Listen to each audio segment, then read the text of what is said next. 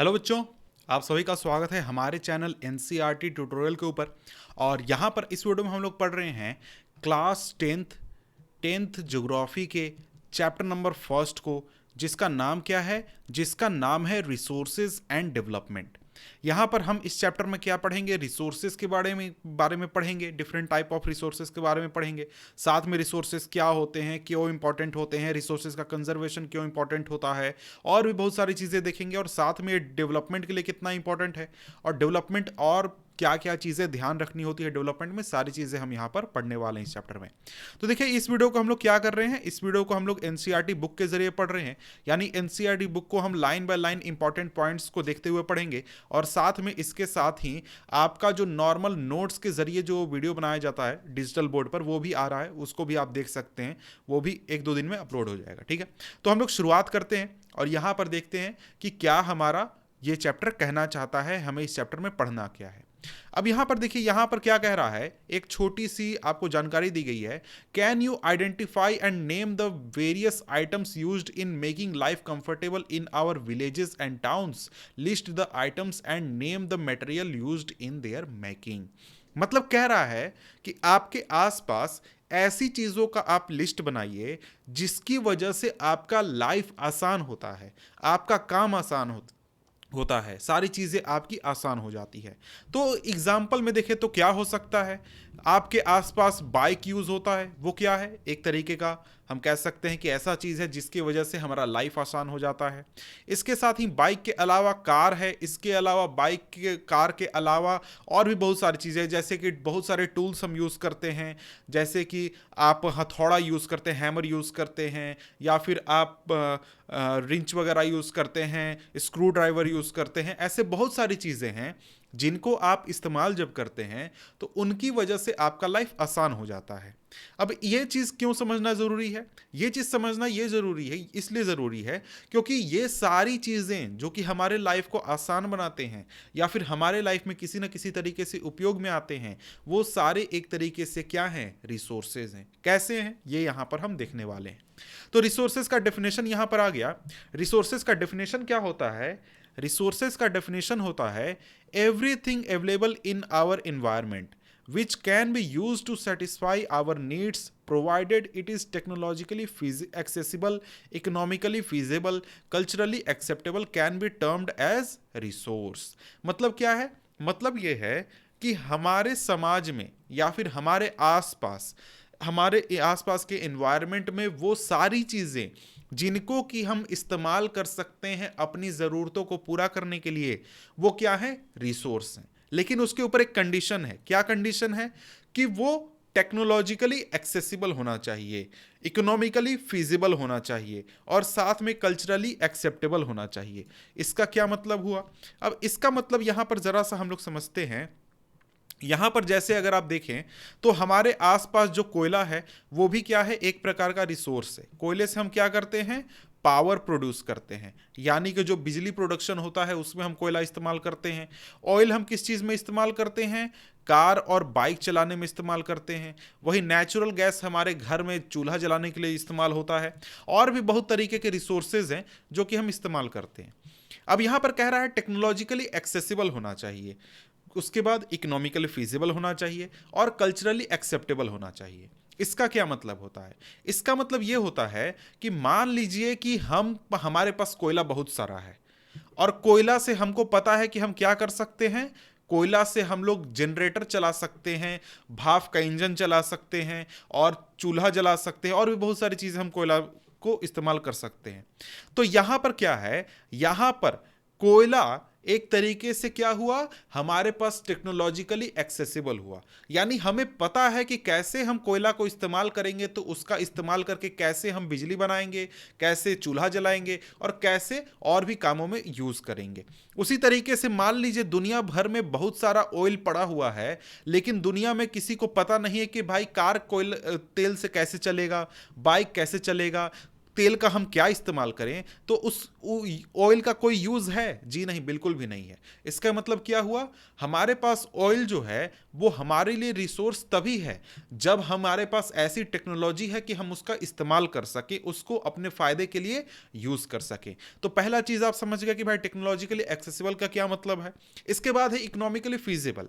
Economically feasible कहने का ये मतलब ये होता है कि भाई देखो, हमको सस्ता पड़ना चाहिए, मतलब कि जितना हम पैसा लगा रहे हैं उस चीज़ को निकालने में उतने वैल्यू का सामान हमें मिलना चाहिए। जैसे मान लीजिए कहीं पर कोई खदान है जहाँ से कोयला निकलता है, कोयला निकालने में हमको 100 किलो कोयला निकालने में हमको क्या लग जाता है? 1 करोड़ रुपया लग जाता है, ठीक है।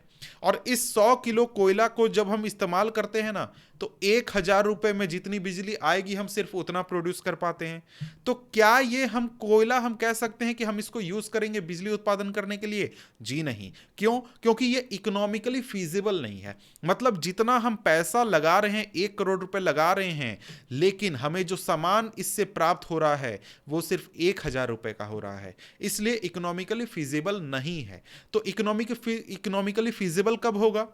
जब ये चीज होगा कि हम 100 किलो कोयला निकालने में जब हमें 100 रुपए लगे या फिर 900 रुपए भी लगे और हम बिजली बनाए 1,000 रुपए का, तो ये क्या हो गया? ये हो गया इकोनॉमिकली फीजिबल। मतलब कि जितना हम लागत लगा रहे हैं उतना हमें एक तरीके से प्राप्त हो जा रहा है। इसके बाद आता है बारी कल्चरली एक्सेप्टेबल का। इसका क्या मतलब होता है? कल्चरली एक्सेप्टेबल कहने का मतलब ये होता है कि भाई हमारा समाज जो है ना वो एक तरीके से उस चीज को स्वीकार करता है एज अ रिसोर्स। जैसे आजकल आप लोग क्लाइमेट चेंज के बारे में बहुत ज़्यादा सुन रहे होंगे कि भाई क्लाइमेट चेंज हो रहा है, पॉल्यूशन हो रहा है, बहुत ज़्यादा पॉल्यूशन होता है, तो ऐसे ऐसे बहुत सारी बातें आप सुनते हैं। तो यहाँ पर क्या हुआ? यहाँ पर पॉल्यूशन एक तरीके से हमारे हमारे समाज के लिए अब कल्चरली एक्सेप्टेबल नहीं है। तो जिन भी चीज़ों से पॉल्यूशन होगा वो सारी चीज़ें अब समाज को एक्सेप्टेबल नहीं है। समाज बोलेगा नहीं नहीं नहीं, पॉल्यूशन नहीं करना है। जैसे आप आजकल सुनते हो कि भाई दिवाली में पटाखे नहीं जलाना है, क्यों नहीं जलाना है? पॉल्यूशन होता है। तो क्या हो गया? वो कल्चरली अब अनएक्सेप्टेबल हो गया। इसके साथ ही अब आप सुन रहे हैं कि भाई इलेक्ट्रिक कार आ रहा है, सीएनजी से चलने वाले कार आ रहे हैं, पेट्रोल डीजल के कार को सरकार बंद करना चाहती है। क्यों? क्योंकि भाई पॉल्यूशन होता है उससे। तो क्या हो गया? अब कार जो है पेट्रोल और डीजल से चलने वाले कार जो हैं वो क्या हो गए? कल्चरली अनएक्सेप्टेबल हो गए। इसलिए अब क्या है? पॉल्यूशन करने वाले सारे व्यवस्था जो है उसको बंद कर दिया जाएगा, उसको एज अ रिसोर्स यूज नहीं किया जाएगा। ये तीनों चीजें क्या होनी चाहिए? फुलफिल होनी चाहिए। तभी हम क्या कह सकते हैं कि हमारा जो समाज है वो किसी भी चीज को एज अ रिसोर्स क्या करेगा? यूज करेगा। ठीक है। अब यहां पर एक चीज आपको दिखाया गया है, एक डाटा एक तरीके से। तो यहां पर देख सकते हैं, यहां पर 3 चीज के बीच में इंटर रिलेशन आपको बताया जा रहा है। क्या है? पहला, बीच में ह्यूमन बींग्स है, जो हम इंसान हैं जिनको कि रिसोर्सेज की ज़रूरत है। अब इनके पास फिजिकल एनवायरनमेंट यानी कि जो नेचर है वो होना चाहिए, नेचर के साथ साथ टेक्नोलॉजी भी होना चाहिए और साथ में इंस्टीट्यूशन भी होने चाहिए। ये तीनों जब एक दूसरे के साथ इंटरेक्ट करेंगे तभी एक तरीके से हमारा कोई भी चीज़ जो है वो आपका रिसोर्स के रूप में हम यूज़ करने पाएंगे। अब यहां पर क्या कह रहा है? यहां पर कह रहा है कि the process of transformation of things available in our environment involves interactive relationship between nature, technology and institutions. मतलब क्या हुआ? मतलब ह्यूमंस जो हैं यानी जो इंसान हैं वो क्या करते हैं? नेचर से इंटरेक्ट करते हैं। मतलब नेचर में जो चीज़ें हैं उनको अपने फ़ायदे के लिए रिसोर्स के रूप में इस्तेमाल करते हैं, लेकिन वो बिना टेक्नोलॉजी के तो करते नहीं है। टेक्नोलॉजी कहने का मतलब क्या है? मतलब कि नो हाउ, कि आपको पता है कि किस चीज़ को कैसे इस्तेमाल करना है, क्या करना है, सारी चीज़ें आपको जानकारी है, वही आपका टेक्नोलॉजी हो गया। अगर आपको पता है कि भाई कोयला को कैसे जलाकर बिजली उत्पादन करना है तो वो टेक्नोलॉजी हो गया। और कोयला क्या हो गया? वो नेचुरल प्रोडक्ट है। तो कोयला नेचर और टेक्नोलॉजी आपको नो हाउ हो गया। इसके साथ ही इंस्टीट्यूशंस, मतलब कि आप संस्थाएं बनाते हैं, ग्रुप बनाते हैं, लोगों के समूह बनाते हैं, पूरा सिस्टम बनाते हैं जिसके जरिए क्या होगा? फैक्ट्री लगाइएगा और भी चीज कीजिएगा ताकि आप कोई भी चीज का प्रोडक्शन कर सकें, बिजली उत्पादन कर सकें। तो ये तीनों चीजें होनी चाहिए, तभी हम किसी भी चीज को अच्छी तरीके से रिसोर्स के रूप में इस्तेमाल कर सकते हैं। अब ठीक है, अब यहां पर ये तो हम समझ गए कि भाई रिसोर्स होता क्या है। रिसोर्स कोई भी चीज है जो कि हम अपने फायदे के लिए, अपने नीड्स को पूरा करने के लिए यूज कर सकते हैं, वो हो गया रिसोर्स। अब इसके आगे कहा जा रहा है, do you think that resources are free gifts of nature as is assumed by many. यानी कि क्या आप ऐसा सोचते हैं क्या कि जो रिसोर्सेज हैं हमारे आसपास जिनको कि हम अपने फायदे के लिए इस्तेमाल कर रहे हैं, क्या वो हमें नेचर से फ्री में मिले हैं कि जितना मन उतना उड़ाओ, मतलब कि एकदम फ्री का है, कोई उड़ाओ कोई दिक्कत नहीं, ऐसा है क्या? जी नहीं। कुछ लोग हैं जो कि ऐसा विश्वास रखते हैं, लेकिन आपको ऐसा विश्वास नहीं रखना है। क्यों नहीं रखना है ये हम आगे देखने वाले हैं, ठीक है। अब यहां पर कह रहा है वही चीज जो मैंने कहा कि दे आर नॉट, मतलब कि वो ऐसे रिसोर्स नहीं है कि बस आपको फ्री में मिल गया आप जितना मत उतना यूज कीजिए, वैसी बात नहीं है। यहां पर कहा जा रहा है resources are a function of human activities, human beings themselves are essential components of resource, they transform material available in our environment into resources and use them. यहां कह रहा है कि देखो ह्यूमन भी जो है ना वो एक तरीके से रिसोर्स का हिस्सा है या फिर एक प्रकार से खुद ही रिसोर्स हैं। कैसे? क्योंकि ये ह्यूमन ही है जिसकी वजह से कोई हमारे आसपास जो मटेरियल है वो क्या हो जाता है, वो एक तरीके से रिसोर्स में ट्रांसफॉर्म हो जाता है। समझ गए? मटेरियल रिसोर्स में ट्रांसफॉर्म कैसे होता है? जब ह्यूमन उसके ऊपर वर्क करता है, काम करता है और उसको यूज करने की कोशिश करता है या फिर यूज करने लायक बनाता है, ठीक है। अब यहां पर कहा जा रहा है कि these resources can be classified in the following veg, यानी जो रिसोर्सेज हैं हमारे आसपास इन्वायरमेंट में, जो भी रिसोर्सेज हैं उनको इन आधार पर इन सारे पार्ट्स में या फिर इन सारे ग्रुप्स में या फिर इतने तरीके से क्लासिफिकेशन हम कर सकते हैं। तो यहां पर क्लासिफिकेशन का आधार क्या होगा, मतलब कि हम किस आधार पर रिसोर्सेज को बांट रहे हैं। तो यहां पर 4 प्रकार का डिवीजन किया गया है, मतलब 4 तरीके से रिसोर्सेज को कैटेगराइज किया गया है। पहला तरीका क्या है? ओरिजिन। ओरिजिन मतलब कि जो रिसोर्स है वो हमें कहां से प्राप्त हो रहा है, कोई जीवित प्राणी से प्राप्त हो रहा है या फिर कोई हमारे आसपास जो पत्थर, पहाड़, पानी, नदियां, जो अजीवित चीजें हैं उनसे प्राप्त हो रहा है। तो इस आधार पर जो डिवीजन हो गया वो हो गया बायोटिक और एबायोटिक। इसके बाद है अगला डिवीजन का बेसिस, वो है एग्जॉस्टिबिलिटी, यानी कि जो रिसोर्स हम यूज कर रहे हैं वो कब तक खत्म होगा, वो टिकेगा, हमेशा चलेगा, जितना मन उतना यूज करो या फिर थोड़ा संभाल के यूज करो कि कुछ दिन में ये खत्म हो जाएगा। तो यहां पर इस आधार पर 2 इसके हिस्से हो गए, रिन्यूएबल एंड नॉन रिन्यूएबल। इसके बाद है अगला on the basis of ownership, यानी रिसोर्स का मालिक कौन है। तो मालिक के आधार पर हम रिसोर्सेज को 4 हिस्सों में बांटते हैं, 4 प्रकार के रिसोर्स होते हैं।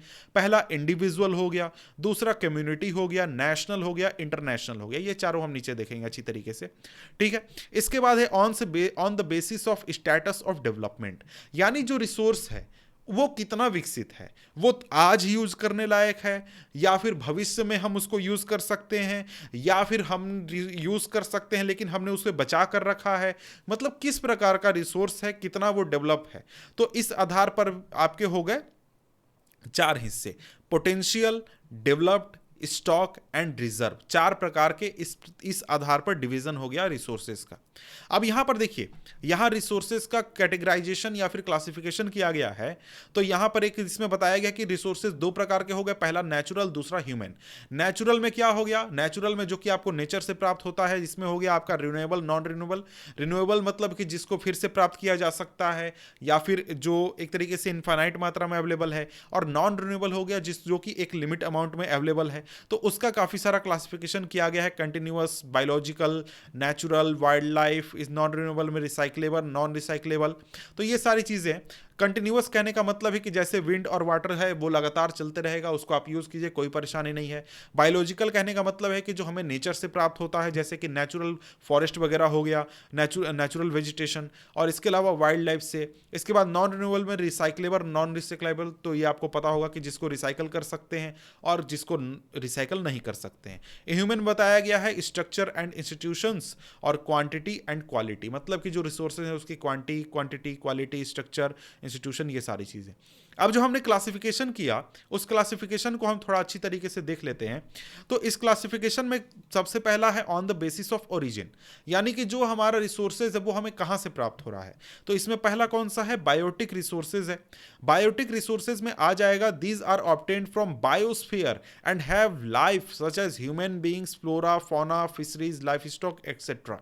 यानी कि वैसे रिसोर्सेज जो कि हमें जीवित प्राणी से प्राप्त होते हैं, कोई ऑर्गेनिज्म से प्राप्त होता है। जैसे जो हमें मिल्क मिलता है वो किससे मिलता है? जो मिल्क है वो हमें प्राप्त होता है कहाँ से? मिल्क हमें प्राप्त होता है गाय से, या फिर बकरी से, या फिर गधे से, या फिर आपका ऊंट से। तो एक तरीके से क्या हुआ, ये एनिमल्स हैं, लिविंग बींग्स हैं, जिंदा हैं। तो ये हमारा क्या हो गया, एक प्रकार का बायोटिक रिसोर्स हो गया।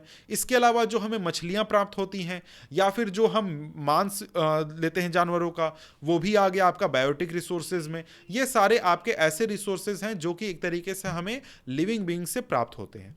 इसके बाद आता है एबायोटिक रिसोर्सेज। एबायोटिक रिसोर्सेज क्या होते हैं? ये एक प्रकार के ऐसे रिसोर्सेज होते हैं जो कि हमें नॉन लिविंग थिंग से प्राप्त होते हैं, जैसे कि रॉक्स, मेटल्स, और जो इसके अलावा मिनरल्स आप यूज करते हैं, कोल, पेट्रोलियम, ये सारे क्या हो गए? एबायोटिक रिसोर्सेज हो गए। तो इस आधार पर क्या हो गया, हमारा दो प्रकार का हो गया क्लासिफिकेशन। अब यहां पर देखें तो बायोटिक, एबायोटिक में कौन कौन आ जाएगा? बायोटिक में लिविंग बींग्स आ जाएंगे, ये आपका इसमें प्लांट्स आ गए, एनिमल्स आ गए, बैक्टीरिया आ गया, फंगस आ गया, प्रोटिस्टा आ गया। नॉन लिविंग थिंग्स में क्या आ गया? वाटर आ गया, सॉइल आ गया, एयर आ गया, मिनरल्स आ गया, लाइट्स यानी सनलाइट की बात हो रही है, ये सारे आपके क्या आ गए? नॉन लिविंग थिंग्स में, या फिर आपका एबायोटिक रिसोर्सेज में आ गए। इसके बाद अगला जो हमारा बेसिस है वो क्या है? On the basis of exhaustibility. Exhaustibility यानी कि कब समाप्त होगा, इसके आधार पर। तो इस आधार पर हमारा पहला जो रिसोर्स है वो है रिन्यूएबल रिसोर्सेज। रिन्यूएबल रिसोर्सेज क्या होते हैं? तो एनसीईआरटी क्या कहता है? ये कहता है the resources which can be renewed और रिप्रोड्यूस्ड बाय फिजिकल, केमिकल और mechanical processes are known as renewable और रिप्लेनिशेबल रिसोर्सेज। मतलब ऐसे रिसोर्सेज जिसको कि हम फिर से प्राप्त कर सकते हैं, या फिर से हम प्रोड्यूस कर सकते हैं, या तो फिजिकल, या तो केमिकल, या तो मैकेनिकल प्रोसेस के जरिए, ये हमारा क्या हो जाएगा? रिन्यूएबल या फिर रिप्लेनिशेबल रिसोर्स हो जाएगा। मतलब रिप्लेनिश मतलब एक तरीके से फिर से भर जाना। जैसे कि मान लीजिए किसी इलाके में, किसी जगह पर हमने पानी इस्तेमाल कर लिया बहुत ज़्यादा, तो कुछ दिन बाद क्या होगा, वहाँ पर बारिश होगा, पानी फिर से आ जाएगा, तो वो क्या होगा? रिप्लेनिशेबल हो गया। ठीक है, एग्जाम्पल में सोलर और wind energy, water energy, forest, wild life, ये सारे आपके क्या हो गए? रिन्यूएबल रिसोर्सेज हो गए। ठीक है, और यहां पर कह रहा है द रिन्यूएबल रिसोर्सेज में be further divided into continuous और फ्लो। अब ये कंटिन्यूअस और फ्लो यहां पर दिखाया गया है।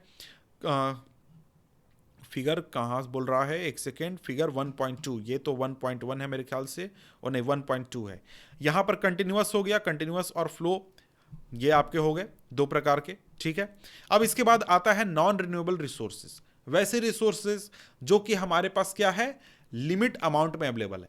मतलब कि अगर हमने उसको सही तरीके से सोच समझकर इस्तेमाल नहीं किया तो वो कुछ समय बाद क्या होगा? वो समाप्त हो जाएगा।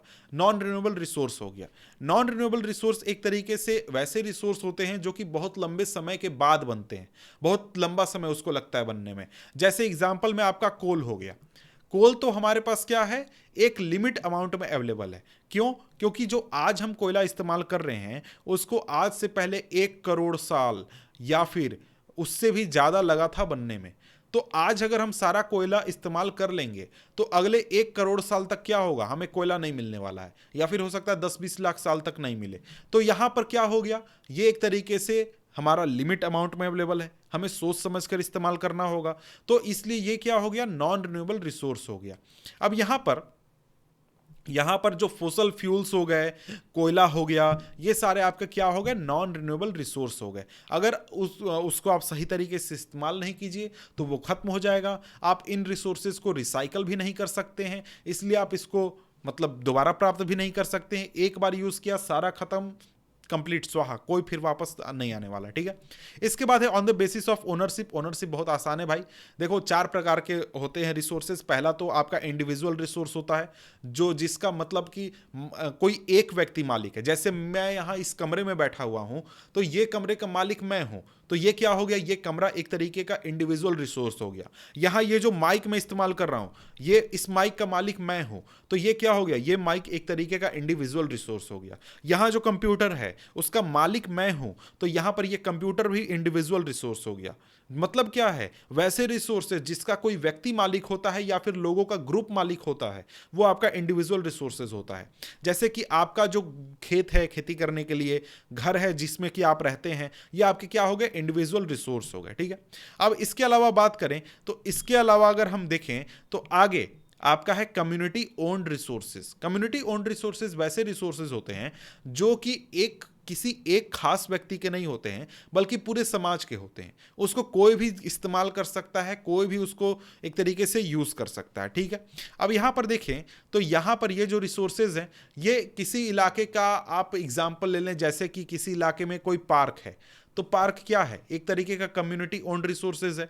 वहां पर आप भी जा सकते हैं, आपके बगल वाला भी जा सकता है, किसी दूसरे शहर से आया हुआ व्यक्ति भी जा सकता है। तो पार्क क्या हो गया, एक तरीके का कम्युनिटी ओन्ड रिसोर्स हो गया, ठीक है। इसके अलावा आपके इलाके में जो आपका ब्यूरियल ग्राउंड होता है, जहां पर दफनाया जाता है, लाश जलाया जाता है, वहां पर कोई भी जाकर अपने रिलेटिव का लाश जला सकता है, दफना सकता है। इसके अलावा पिकनिक स्पॉट हो गया, पिकनिक स्पॉट पर तो किसी ने आपको आज तक रोका नहीं होगा। प्ले ग्राउंड हो गया, ये सारे क्या हो गए, कम्युनिटी ओन्ड रिसोर्सेज हो गए, जिसको कि आपके कम्युनिटी का, समाज का कोई भी व्यक्ति इस्तेमाल कर सकता है। इसके बाद आपका अगला रिसोर्स का प्रकार है वो है नेशनल रिसोर्स। नेशनल रिसोर्स एक तरीके से ऐसा रिसोर्स होता है जिसका मालिक हमारा देश होता है। अब एग्जांपल में अगर आप देखें तो सारे रिसोर्सेज आपके देश में जितने भी हैं वो एक तरीके से नेशनल रिसोर्स के कैटेगरी में आ जाते हैं। कैसे?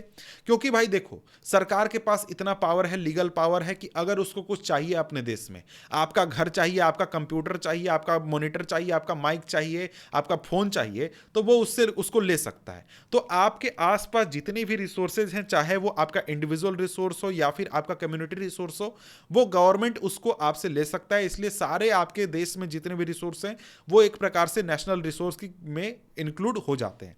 लेकिन कुछ ऐसे रिसोर्स होते हैं जो कि एकदम एक्सप्लिटली है कि भाई हमारा देश का ही संपत्ति है। जैसे देश का रेलवे हो गया, रेलवे तो आप तो मालिक है नहीं डायरेक्टली रेलवे के, आप उसमें कुछ तो ऑर्डर नहीं दे सकते हैं कि भाई यहां से एक ठो ट्रेन चला दो, ऐसा तो होता नहीं है ना। इसके अलावा नहर जब वो बनाया जाता है तो सरकार नहर बनाती है, सरकार उसको मेंटेन करती है, सरकार उसको सारी चीजें करती है। तो ये भी एक प्रकार का क्या हो गया, नेशनल रिसोर्स हो गया। जितने रोड हैं वो नेशनल रिसोर्सेज है। आपका तो वहां चलेगा नहीं कि भाई यहां पर रोड बनाओ, यहां पर मत बनाओ, आपसे तो पूछा नहीं जाता है, सरकार खुद से करती है। तो वो एक प्रकार का क्या हो गया, नेशनल रिसोर्स हो गया, ठीक है। तो इस प्रकार से नेशनल रिसोर्स वैसे रिसोर्सेज हो जाते हैं जो कि आपके देश के अंदर हैं, जो जिसको मतलब देश का कोई भी इस्तेमाल कर सकता है और सरकार उसको मेंटेन वगैरह करती है, ठीक है।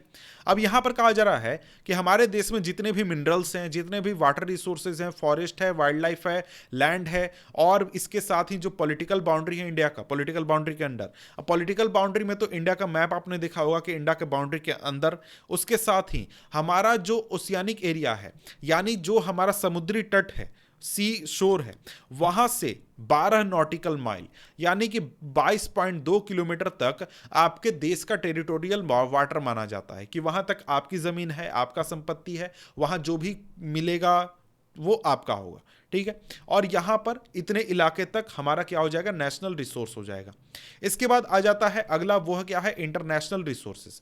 इंटरनेशनल रिसोर्सेज कहने का मतलब यह है कि भाई ऐसा रिसोर्सेज जिस पर किसी एक खास देश का हक नहीं है, उसको दुनिया के कोई भी देश उसको क्या कर सकते हैं, यूज कर सकते हैं। यूज करना सही नहीं होगा, मतलब कि किसी एक खास देश का हक नहीं है। जैसे माना जाता है कि कोई भी आपका इलाका जो कि किसी भी देश के कोस्ट लाइन से यानी समुद्री सीमा से 200 नॉटिकल माइल दूर है, मतलब कि जहां पर समुद्री सीमा खत्म हुआ उससे 200 नॉटिकल माइल दूर जाकर अगर कोई चीज प्राप्त होता है उसके आगे, तो वो क्या हो जाएगा, वो एक तरीके से इंटरनेशनल रिसोर्स माना जाएगा। और ये एक तरीके से कोई भी व्यक्ति उसको इस्तेमाल नहीं कर सकता है, कोई देश उसको इस्तेमाल नहीं कर सकता है अपनी मर्जी से। उसको अगर इस्तेमाल करना होगा तो उसके लिए स्पेशल गाइडलाइन या फिर स्पेशल व्यवस्था बनाई गई है, ठीक है।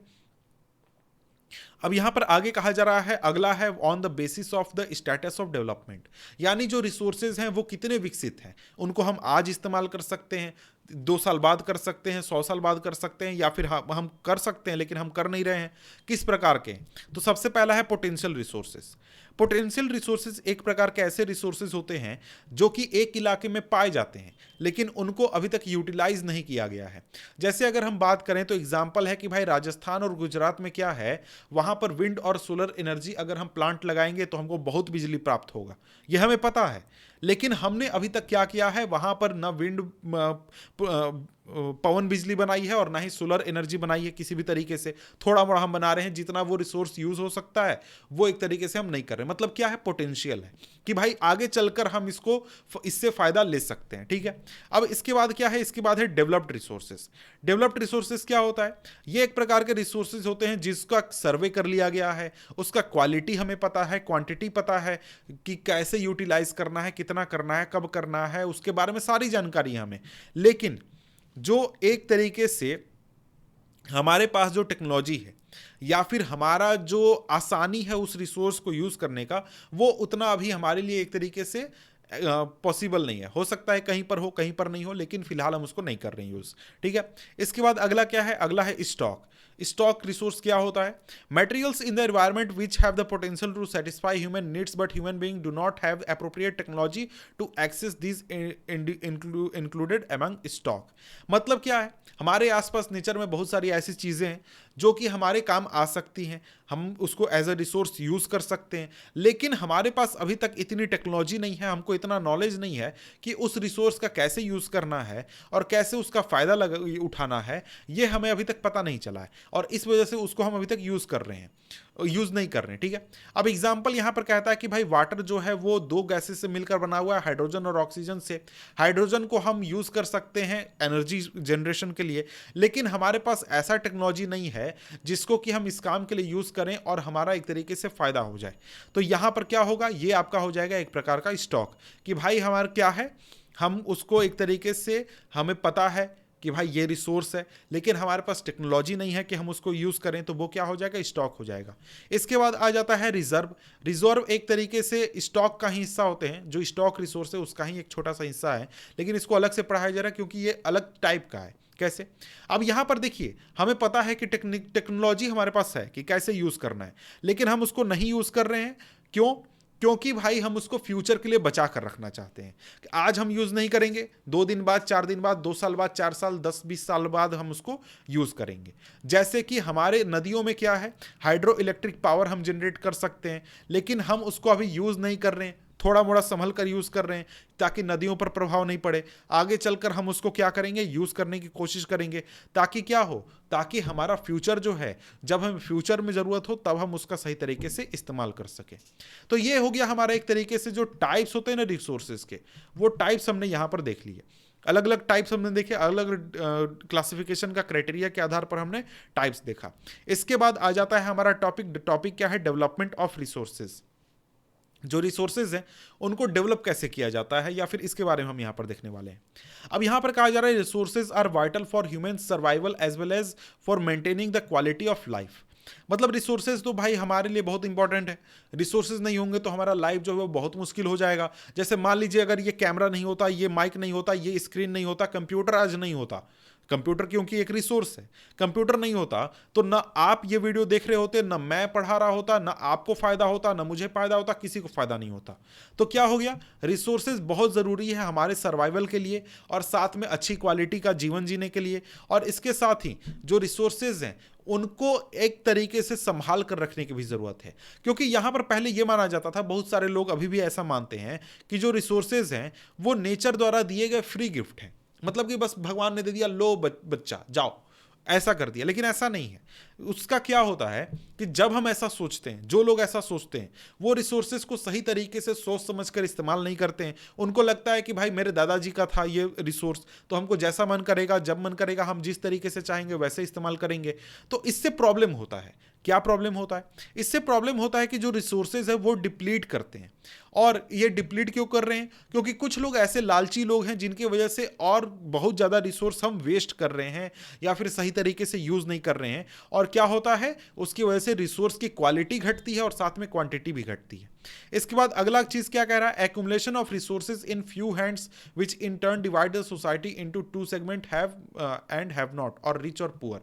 मतलब क्या होता है कि जो रिसोर्सेज होते हैं वो कुछ लोगों के हाथों में चले जाते हैं। कुछ लोग जो हैं वो उन रिसोर्सेज को ओन करते हैं, उनके मालिक होते हैं, उसको कंट्रोल करते हैं। उससे क्या होता है कि हमारे समाज में बहुत सारे लोग ऐसे हैं जो कि गरीब हैं, जिनको वो रिसोर्सेज नहीं मिल पाते हैं, रिसोर्सेज का इक्विटेबल डिस्ट्रीब्यूशन नहीं हो पाता है, जिसकी वजह से सोसाइटी में क्लासेस होते हैं, सोसाइटी में अमीर गरीब का फर्क देखने को मिलता है। ये सारे और इस तरीके के बहुत सारे प्रॉब्लम्स होते हैं। इसके आगे कहा जा रहा है indiscriminate exploitation of resources have led to global ecological crisis such as global warming, ozone layer depletion, environmental pollution and land degradation. तो यहां पर कहा जा रहा है कि क्योंकि हमने रिसोर्सेज को सही तरीके से इस्तेमाल नहीं किया, हमने रिसोर्सेज का सही तरीके से ध्यान नहीं रखा, तो उसकी वजह से हमें बहुत बड़े बड़े क्राइसिस या फिर बहुत बड़े बड़े प्रॉब्लम देखने को मिल रहे हैं। और इसमें कुछ एग्जाम्पल जैसे कि हम सुन रहे हैं ग्लोबल वार्मिंग के बारे में, ओजोन लेयर के बारे में, ओजोन लेयर डिप्लेशन के बारे में, एनवायरमेंटल पॉल्यूशन के बारे में, लैंड डिग्रेडेशन के बारे में बहुत तरीके के प्रॉब्लम हमें देखने को मिल रहे हैं। आगे कहा जा रहा है an equitable distribution of resources have become essential for the sustained quality of life and global peace. If the present trend of resources depletion by a few individual and countries continue, the future of our planet is in danger. यहां पर कहा जा रहा है कि भाई हमारे समाज की अब एक तरीके से ज़रूरत है कि हम अपने समाज में इक्विटेबल डिस्ट्रीब्यूशन करें रिसोर्सेज का, मतलब हर आदमी को बराबर मात्रा में रिसोर्सेज मिले ताकि सभी लोग सही तरीके से उसका फ़ायदा उठा सकें और कुछ लोगों के हाथ में बहुत ज़्यादा रिसोर्सेज ना हो जाए। तो इसलिए हमारे लिए क्या ज़रूरी हो जाता है, रिसोर्स प्लानिंग काफ़ी इंपॉर्टेंट हो जाता है। तो रिसोर्स प्लानिंग का मतलब क्या हुआ कि रिसोर्स को कैसे यूज करना है, कितना करना है, कब करना है, सारी चीजें हम पता करते हैं रिसोर्स प्लानिंग में या फिर उसकी तैयारी करते हैं। ठीक है, अब यहां पर आगे चीज है, कहा जा रहा है कि भाई देखो रिसोर्स प्लानिंग है वो बहुत इंपॉर्टेंट है। क्यों इंपॉर्टेंट है? क्योंकि उसकी वजह से हम सस्टेनेबल एग्जिस्टेंस या फिर सस्टेनेबल डेवलपमेंट कर सकते हैं। ठीक है, अब ये सस्टेनेबल डेवलपमेंट क्या होता है? Sustainable economic development means development should take place without damaging the environment and development in present should not compromise with the needs of the future generation.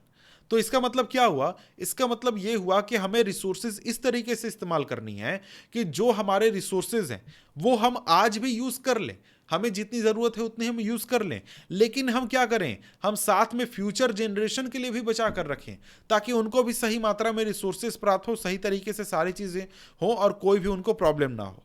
तो यहाँ पर क्या होता है, सस्टेनेबल डेवलपमेंट का ये मतलब होता है कि भाई हम उतना ही रिसोर्स यूज़ करें, डेवलपमेंट उतना ही करें ताकि हमारे आज की भी ज़रूरत पूरी हो जाए और आगे चलकर भविष्य में आने वाले बच्चों या फिर लोगों के लिए भी रिसोर्सेज बचा कर रखे जाएं। इसके बाद यहां पर आगे एक टॉपिक है रियो डी जेनेरियो अर्थ समिट 1992 जून में क्या हुआ था कि 100 से ज्यादा देश के जो हेड थे यानी प्रधानमंत्री या फिर राष्ट्रपति जो थे वो रियो डी जेनेरियो में मिले ब्राजील में, और यहां पर किया गया था एक इंटरनेशनल अर्थ समिट। अब यहां पर जो अर्थ समिट था उसको बुलाया गया था ताकि इन्वायरमेंटल प्रोटेक्शन के ऊपर काम किया जा सके, सोशियो इकोनॉमिक डेवलपमेंट को देखा जा सके पूरे वर्ल्ड लेवल पर, और इसके साथ ही जो यहां पर लोग थे उन्होंने ग्लोबल क्लाइमेट चेंज और बायोलॉजिकल डाइवर्सिटी के ऊपर एक डिक्लेरेशन को साइन किया था, और इसके साथ ही रियो कन्वेंशन को स्वीकार किया गया था, और यहां पर एजेंडा 21 तैयार किया गया था ताकि 21st सेंचुरी में क्या किया जा सके, सस्टेनेबल डेवलपमेंट को अचीव किया जा सके। अब ये एजेंडा 21 कहता क्या है ये जरा सा देख लेते हैं। 1992 में एजेंडा 21 जो है एक तरीके से साइन हुआ था, डिक्लेरेशन लाया गया था, और ये किया गया था यूनाइटेड नेशन कॉन्फ्रेंस में, United nation conference on environment and development, जो कि रियो डी जेनेरियो में हुआ था, जो कि यहां पर आपने देखा। अब यहां पर क्या करना है, यहां पर हम एक तरीके से ग्लोबल कोऑपरेशन करेंगे, सभी देश मिलकर साथ काम करेंगे, इसके साथ ही पॉल्यूशन कम करने की कोशिश करेंगे, और भी जो प्रॉब्लम है उनको हम क्या करेंगे, सॉल्व करने की कोशिश करेंगे। अब यहां पर आगे क्या है, आगे हमारे सामने टॉपिक है रिसोर्स प्लानिंग। अब ये रिसोर्स प्लानिंग क्या होता है जरा सा हम देख लेते हैं। तो planning is widely accepted strategy for judicious use of resources. मतलब भाई हमें रिसोर्स तो यूज करना है, मतलब कि आपको कोयला का जरूरत है। कोयला का क्यों जरूरत है? क्योंकि आपको पावर चाहिए, बिजली चाहिए। इसके साथ ही आपको ऑयल भी जरूरत है क्योंकि आपको क्या करना है, आपको बाइक चलाना है या फिर कार चलाना है। तो ऐसा तो है नहीं है कि आज से हमने बोला कि नहीं हम क्या करेंगे, आज से हम कोयला यूज नहीं करेंगे या फिर आज से हम ऑयल यूज नहीं करेंगे, ऐसा तो हम कर नहीं सकते हैं। तो यहां पर इसके जगह पर क्या किया जाएगा, इसके जगह पर हम ये करेंगे कि रिसोर्सेज को हम सोच समझ कर इस्तेमाल करेंगे, इस तरीके से इस्तेमाल करें कि हमारा जो रिसोर्स है वो डिप्लीट भी कम से कम हो और हमारा काम भी चल जाए। तो इस तरीके से हम क्या करते हैं, रिसोर्स प्लानिंग को करने की कोशिश करते हैं अपने गोल्स को अचीव करने के लिए। अब यहां पर कह रहा है कि it has importance in a country like India which has enormous diversity in the availability of resources. भाई इंडिया के लिए ये चीज और भी ज्यादा जरूरी है। क्यों जरूरी है? क्योंकि यहां पर इंडिया में क्या है कि रिसोर्सेज जो हैं वो बहुत डाइवर्स है। मतलब कि इंडिया में कई सारे ऐसे रीजन्स हैं जहां पर बहुत ज़्यादा कुछ खास रिसोर्सेज बहुत ज़्यादा मिलते हैं। जैसे झारखंड में आप देखिएगा तो झारखंड में आपको कोयला बहुत ज़्यादा मिल जाएगा। उड़ीसा में आप देखिएगा तो वहाँ पर भी कोल्स के आयरन्स के माइंस है। छत्तीसगढ़ में स्टील प्लांट है, झारखंड में भी स्टील प्लांट है, इसके साथ ही कर्नाटक में स्टील प्लांट है, और भी बहुत सारे इंडिया के इलाके ऐसे हैं जहाँ पर ये रिसोर्सेज मिलते नहीं हैं। तो इसलिए क्या करना होगा, हमें बहुत तरीके से सोच समझकर रिसोर्स प्लानिंग करनी होगी, ताकि हम सभी इलाके के जो रिसोर्सेज हैं उनको सही तरीके से यूज कर सकें और सही तरीके से क्या कर सकें, रिसोर्सेज का इक्विटेबल डिस्ट्रीब्यूशन कर सकें। और यहां पर कह रहा है कि इसलिए हमारे लिए बहुत ही जरूरी हो जाता है। एग्जाम्पल वही दिया गया है जो मैंने कहा कि जैसे झारखंड, छत्तीसगढ़, मध्य प्रदेश में आपको मिनरल कोल डिपॉजिट बहुत ज़्यादा मिलते हैं। अरुणाचल प्रदेश में वाटर काफ़ी ज़्यादा है लेकिन वहाँ पर इंफ्रास्ट्रक्चर डेवलपमेंट कम है। राजस्थान में बहुत ज़्यादा सोलर और विंड एनर्जी मिलता है लेकिन वहाँ पर वाटर बहुत ही कम है। इसके साथ ही कोल्ड डेजर्ट लद्दाख में जो है वहाँ पर आपका देश से बहुत दूर है, वो कटा हुआ है। वहाँ पर बहुत रिच कल्चरल हेरिटेज है लेकिन वहाँ वाटर की कमी है, इंफ्रास्ट्रक्चर की कमी है, वाइटल मिनरल्स की कमी है और बहुत सारी चीज़ों की कमी है। और इसके साथ ही इसकी वजह से क्या ज़रूरी हो जाता है कि हम नेशनल, स्टेट और रीजनल और लोकल लेवल पर रिसोर्स प्लानिंग करें। मतलब रिसोर्स प्लानिंग हमें केवल स्टेट के लेवल पर नहीं करनी है बल्कि अपने लोकल लेवल पर करनी है, अपने मोहल्ले के लेवल पर, अपने शहर के लेवल पर, अपने जिले के लेवल पर, स्टेट लेवल पर, हर लेवल पर करनी है। अब यहां पर आगे टॉपिक आ जाता है। नेक्स्ट टॉपिक क्या है? टॉपिक है रिसोर्स प्लानिंग इन इंडिया। मतलब कि इंडिया में रिसोर्स प्लानिंग कैसे होता है ये हम देखने वाले हैं। अब यहां पर कह रहा है कि resource planning is a complex process which involves. Resource planning जो है वो एक काफी कॉम्प्लेक्स प्रोसेस है। इसमें क्या क्या किया जाता है हम देख लेते हैं। तो सबसे पहले हम क्या करते हैं, identification and inventory of resource across the region of the country. मतलब कि इंडिया के अलग अलग इलाके में जाकर हम क्या करते हैं, रिसोर्स कहां पर कितना है ये एक तरीके से हम पता करने की कोशिश करते हैं, उसका डाटा तैयार करते हैं। और उसके लिए हम क्या करते हैं, सर्वे करते हैं, मैपिंग करते हैं, मतलब मैप बनाते हैं, जो रिसोर्स है उनकी क्वालिटी और क्वांटिटी एस्टिमेट लगाते हैं और मतलब पूरी तरीके से पता लगाते हैं कि भाई कहां पर कौन सा रिसोर्स है, कितना है, किस क्वालिटी का है, किस काम में आ सकता है, सारी चीजें हम करते हैं। इसके बाद हम क्या करते हैं, प्लानिंग स्ट्रक्चर करते हैं, जो कि एक तरीके से क्या होगा, उसमें हम सारी टेक्नोलॉजी, स्किल, इंस्टीट्यूशन सेटअप करेंगे ताकि रिसोर्स डेवलपमेंट प्लान्स को इंप्लीमेंट किया जा सके। मतलब कि रिसोर्स को कैसे यूज करना है, कहां पे यूज करना है, क्या करना है, नहीं करना है, उसके लिए हम इंस्टीट्यूशन तैयार करेंगे जो कि इन सारे काम को करने की कोशिश करेगा। ठीक है।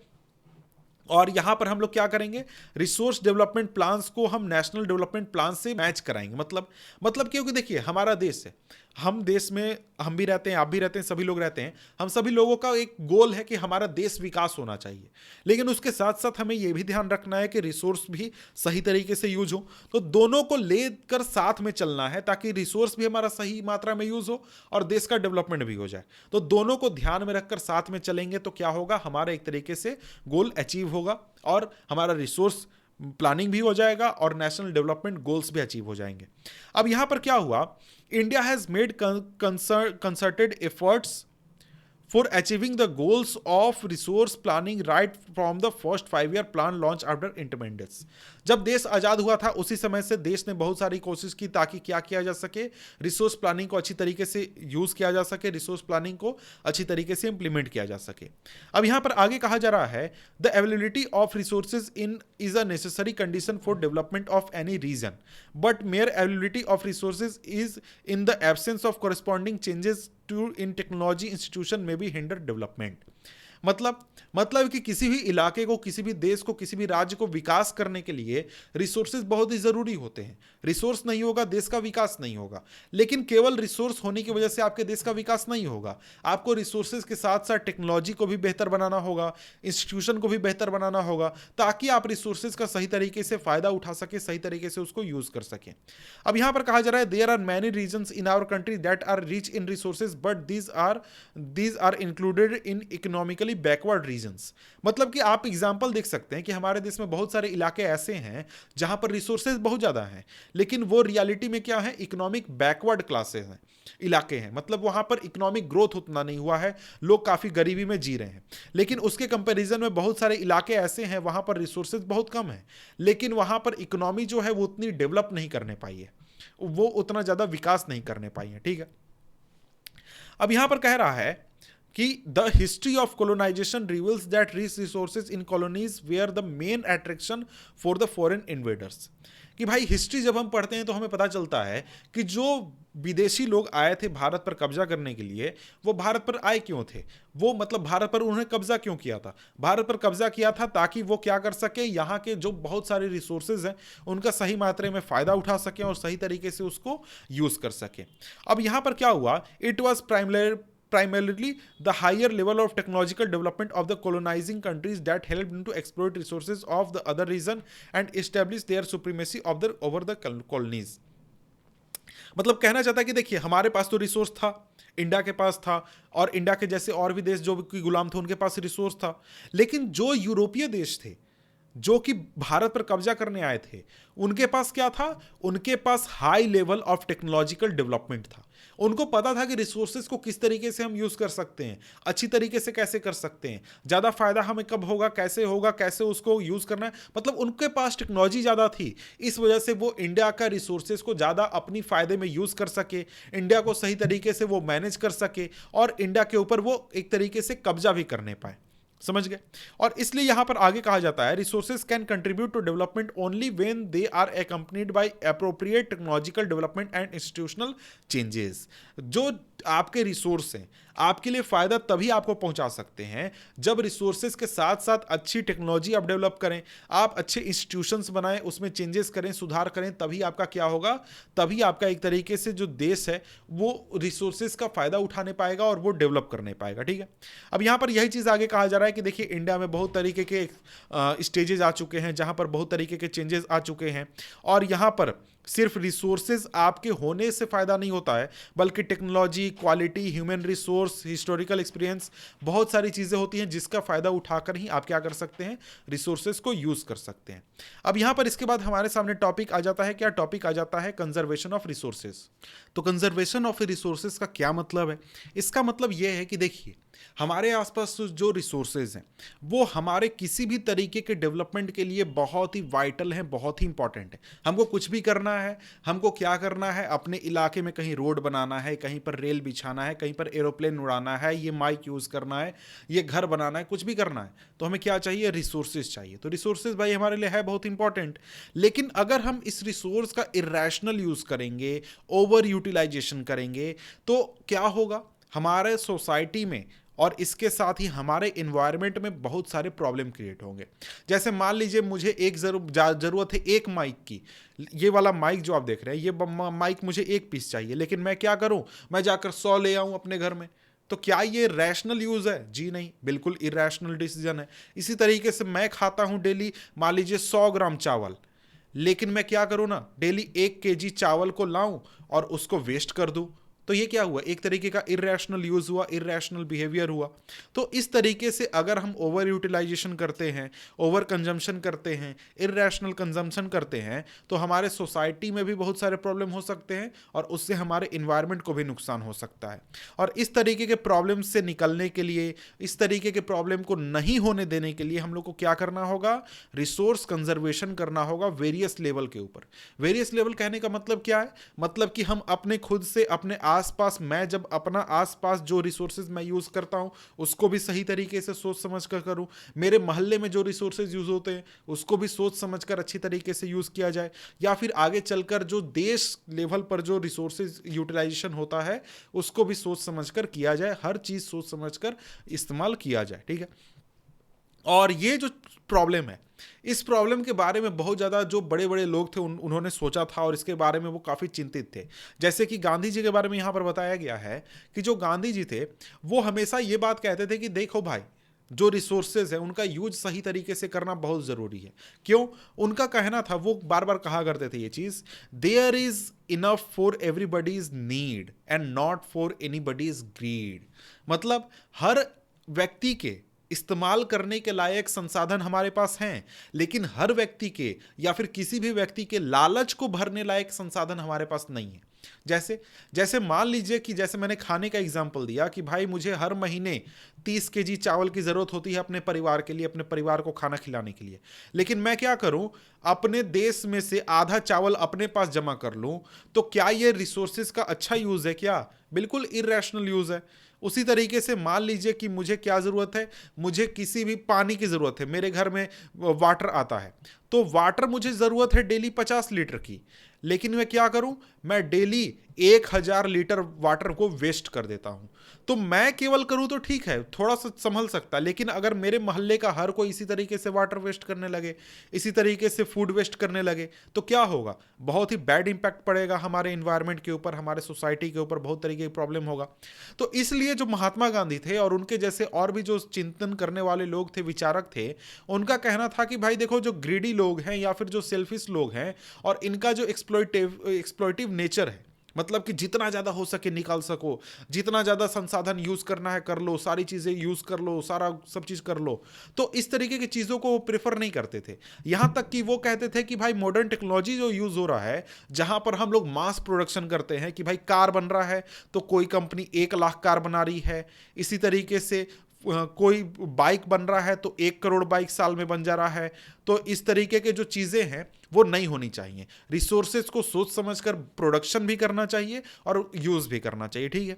अब यहाँ पर एक आपको जानकारी दी गई है कि भाई देखो, जो इंटरनेशनल लेवल पर एक क्लब है, क्लब ऑफ रोम, इसने रिसोर्स कंजर्वेशन के लिए बहुत ज़्यादा एक तरीके से काम किया है, बहुत तरीके से मदद की है, उसको आगे बढ़ाने की कोशिश की है। 1968 में इसने क्या किया था, इसने बहुत ही सिस्टमैटिक तरीके से रिसोर्स कंजर्वेशन पर काम किया था। और यहाँ पर 1974 में इसके बाद गांधीयन फिलॉसफी जो थे उसको फिर से प्रेजेंट किया गया था सुमेसर द्वारा अपने एक किताब में, जिसका नाम था स्मॉल इज ब्यूटीफुल। और इसके बारे में और भी आप जो बातें हैं वो देख सकते हैं, उतना ज़्यादा इंपॉर्टेंट नहीं है, हाँ, लेकिन जो ये क्लब ऑफ रोम है ना, ये इंपॉर्टेंट है, इससे क्वेश्चन बनता है, ठीक है। इसके बाद अब हम आ जाते हैं लैंड रिसोर्सेज के ऊपर। यानी कि हमने एक तरीके से जनरल रिसोर्सेज की बात कर ली कि हमारे आसपास जितनी भी चीज़ें हैं वो सारे क्या हैं, सारे रिसोर्सेज हैं जो कि हमारे नीड को पूरा कर सकते हैं, ठीक है। लेकिन उसमें से एक खास रिसोर्स है, वो कौन सा है, वो है लैंड। लैंड एक बहुत ही इंपॉर्टेंट रिसोर्स है और ये एक तरीके से क्या है, फाइनाइट रिसोर्स है, मतलब कि लिमिटेड अमाउंट में अवेलेबल है। मतलब लैंड जो है, लैंड ही एक तरीके से हम कह सकते हैं हमारे लिए बहुत ही बेसिक और बहुत ही इंपॉर्टेंट रिसोर्स है, क्योंकि इसी लैंड के ऊपर हम घर बनाते हैं, इसी के ऊपर हम लोग इकोनॉमिक एक्टिविटी करते हैं और इसको ही हम अलग अलग तरीके से अलग अलग कामों के लिए यूज़ करते हैं।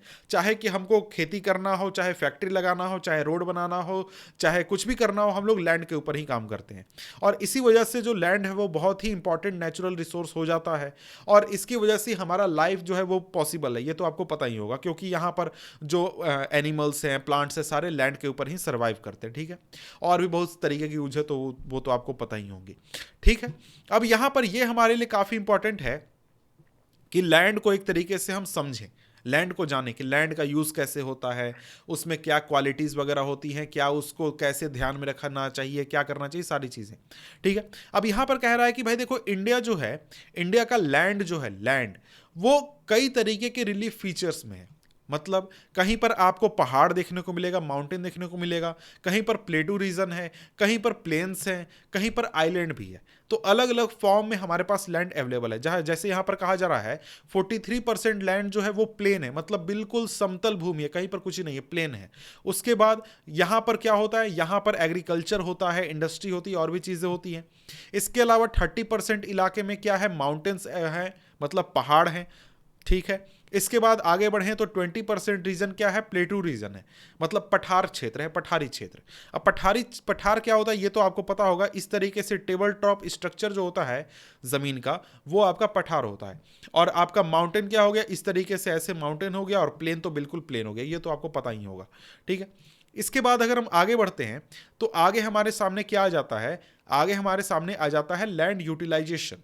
मतलब कि जो ज़मीन है हमारे पास, इसका हम इस्तेमाल कैसे करते हैं ये हमें समझना है।